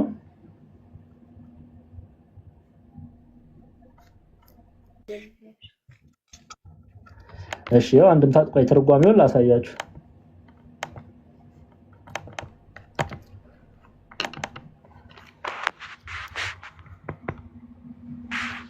የእግዚአብሔር መዓቱ በሚፈጸምበት አውድማ ጨመረው፣ ስለ መዓቱ በሚፈጸምበት ስራ አጠፋው፣ ከከተማ በአፋ ባውድማ ጠመቁት ይላል። የእግዚአብሔር መዓቱ በሚፈጸምበት አውድማ የጨመረው አለ፣ መዓቱ በሚፈጸምበት ስፍራ አጠፋው። መዓቱ የሚለው ፍርዱን ነው፣ የእግዚአብሔርን ፍርድ ግን የእግዚአብሔርን ፍርድ ቢሆንም እየተናገረ ያለው ይሄ ቁጣ የእግዚአብሔር ቁጣ የእግዚአብሔር ፍርድ የተባለው በእነሱ ግብር የመጣ እንጂ የእግዚአብሔር መሻት ሆኖ አይደለም።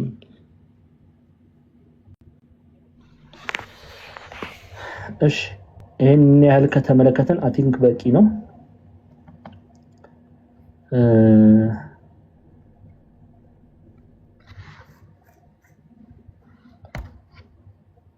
በቂ ነው አይመስላችሁም?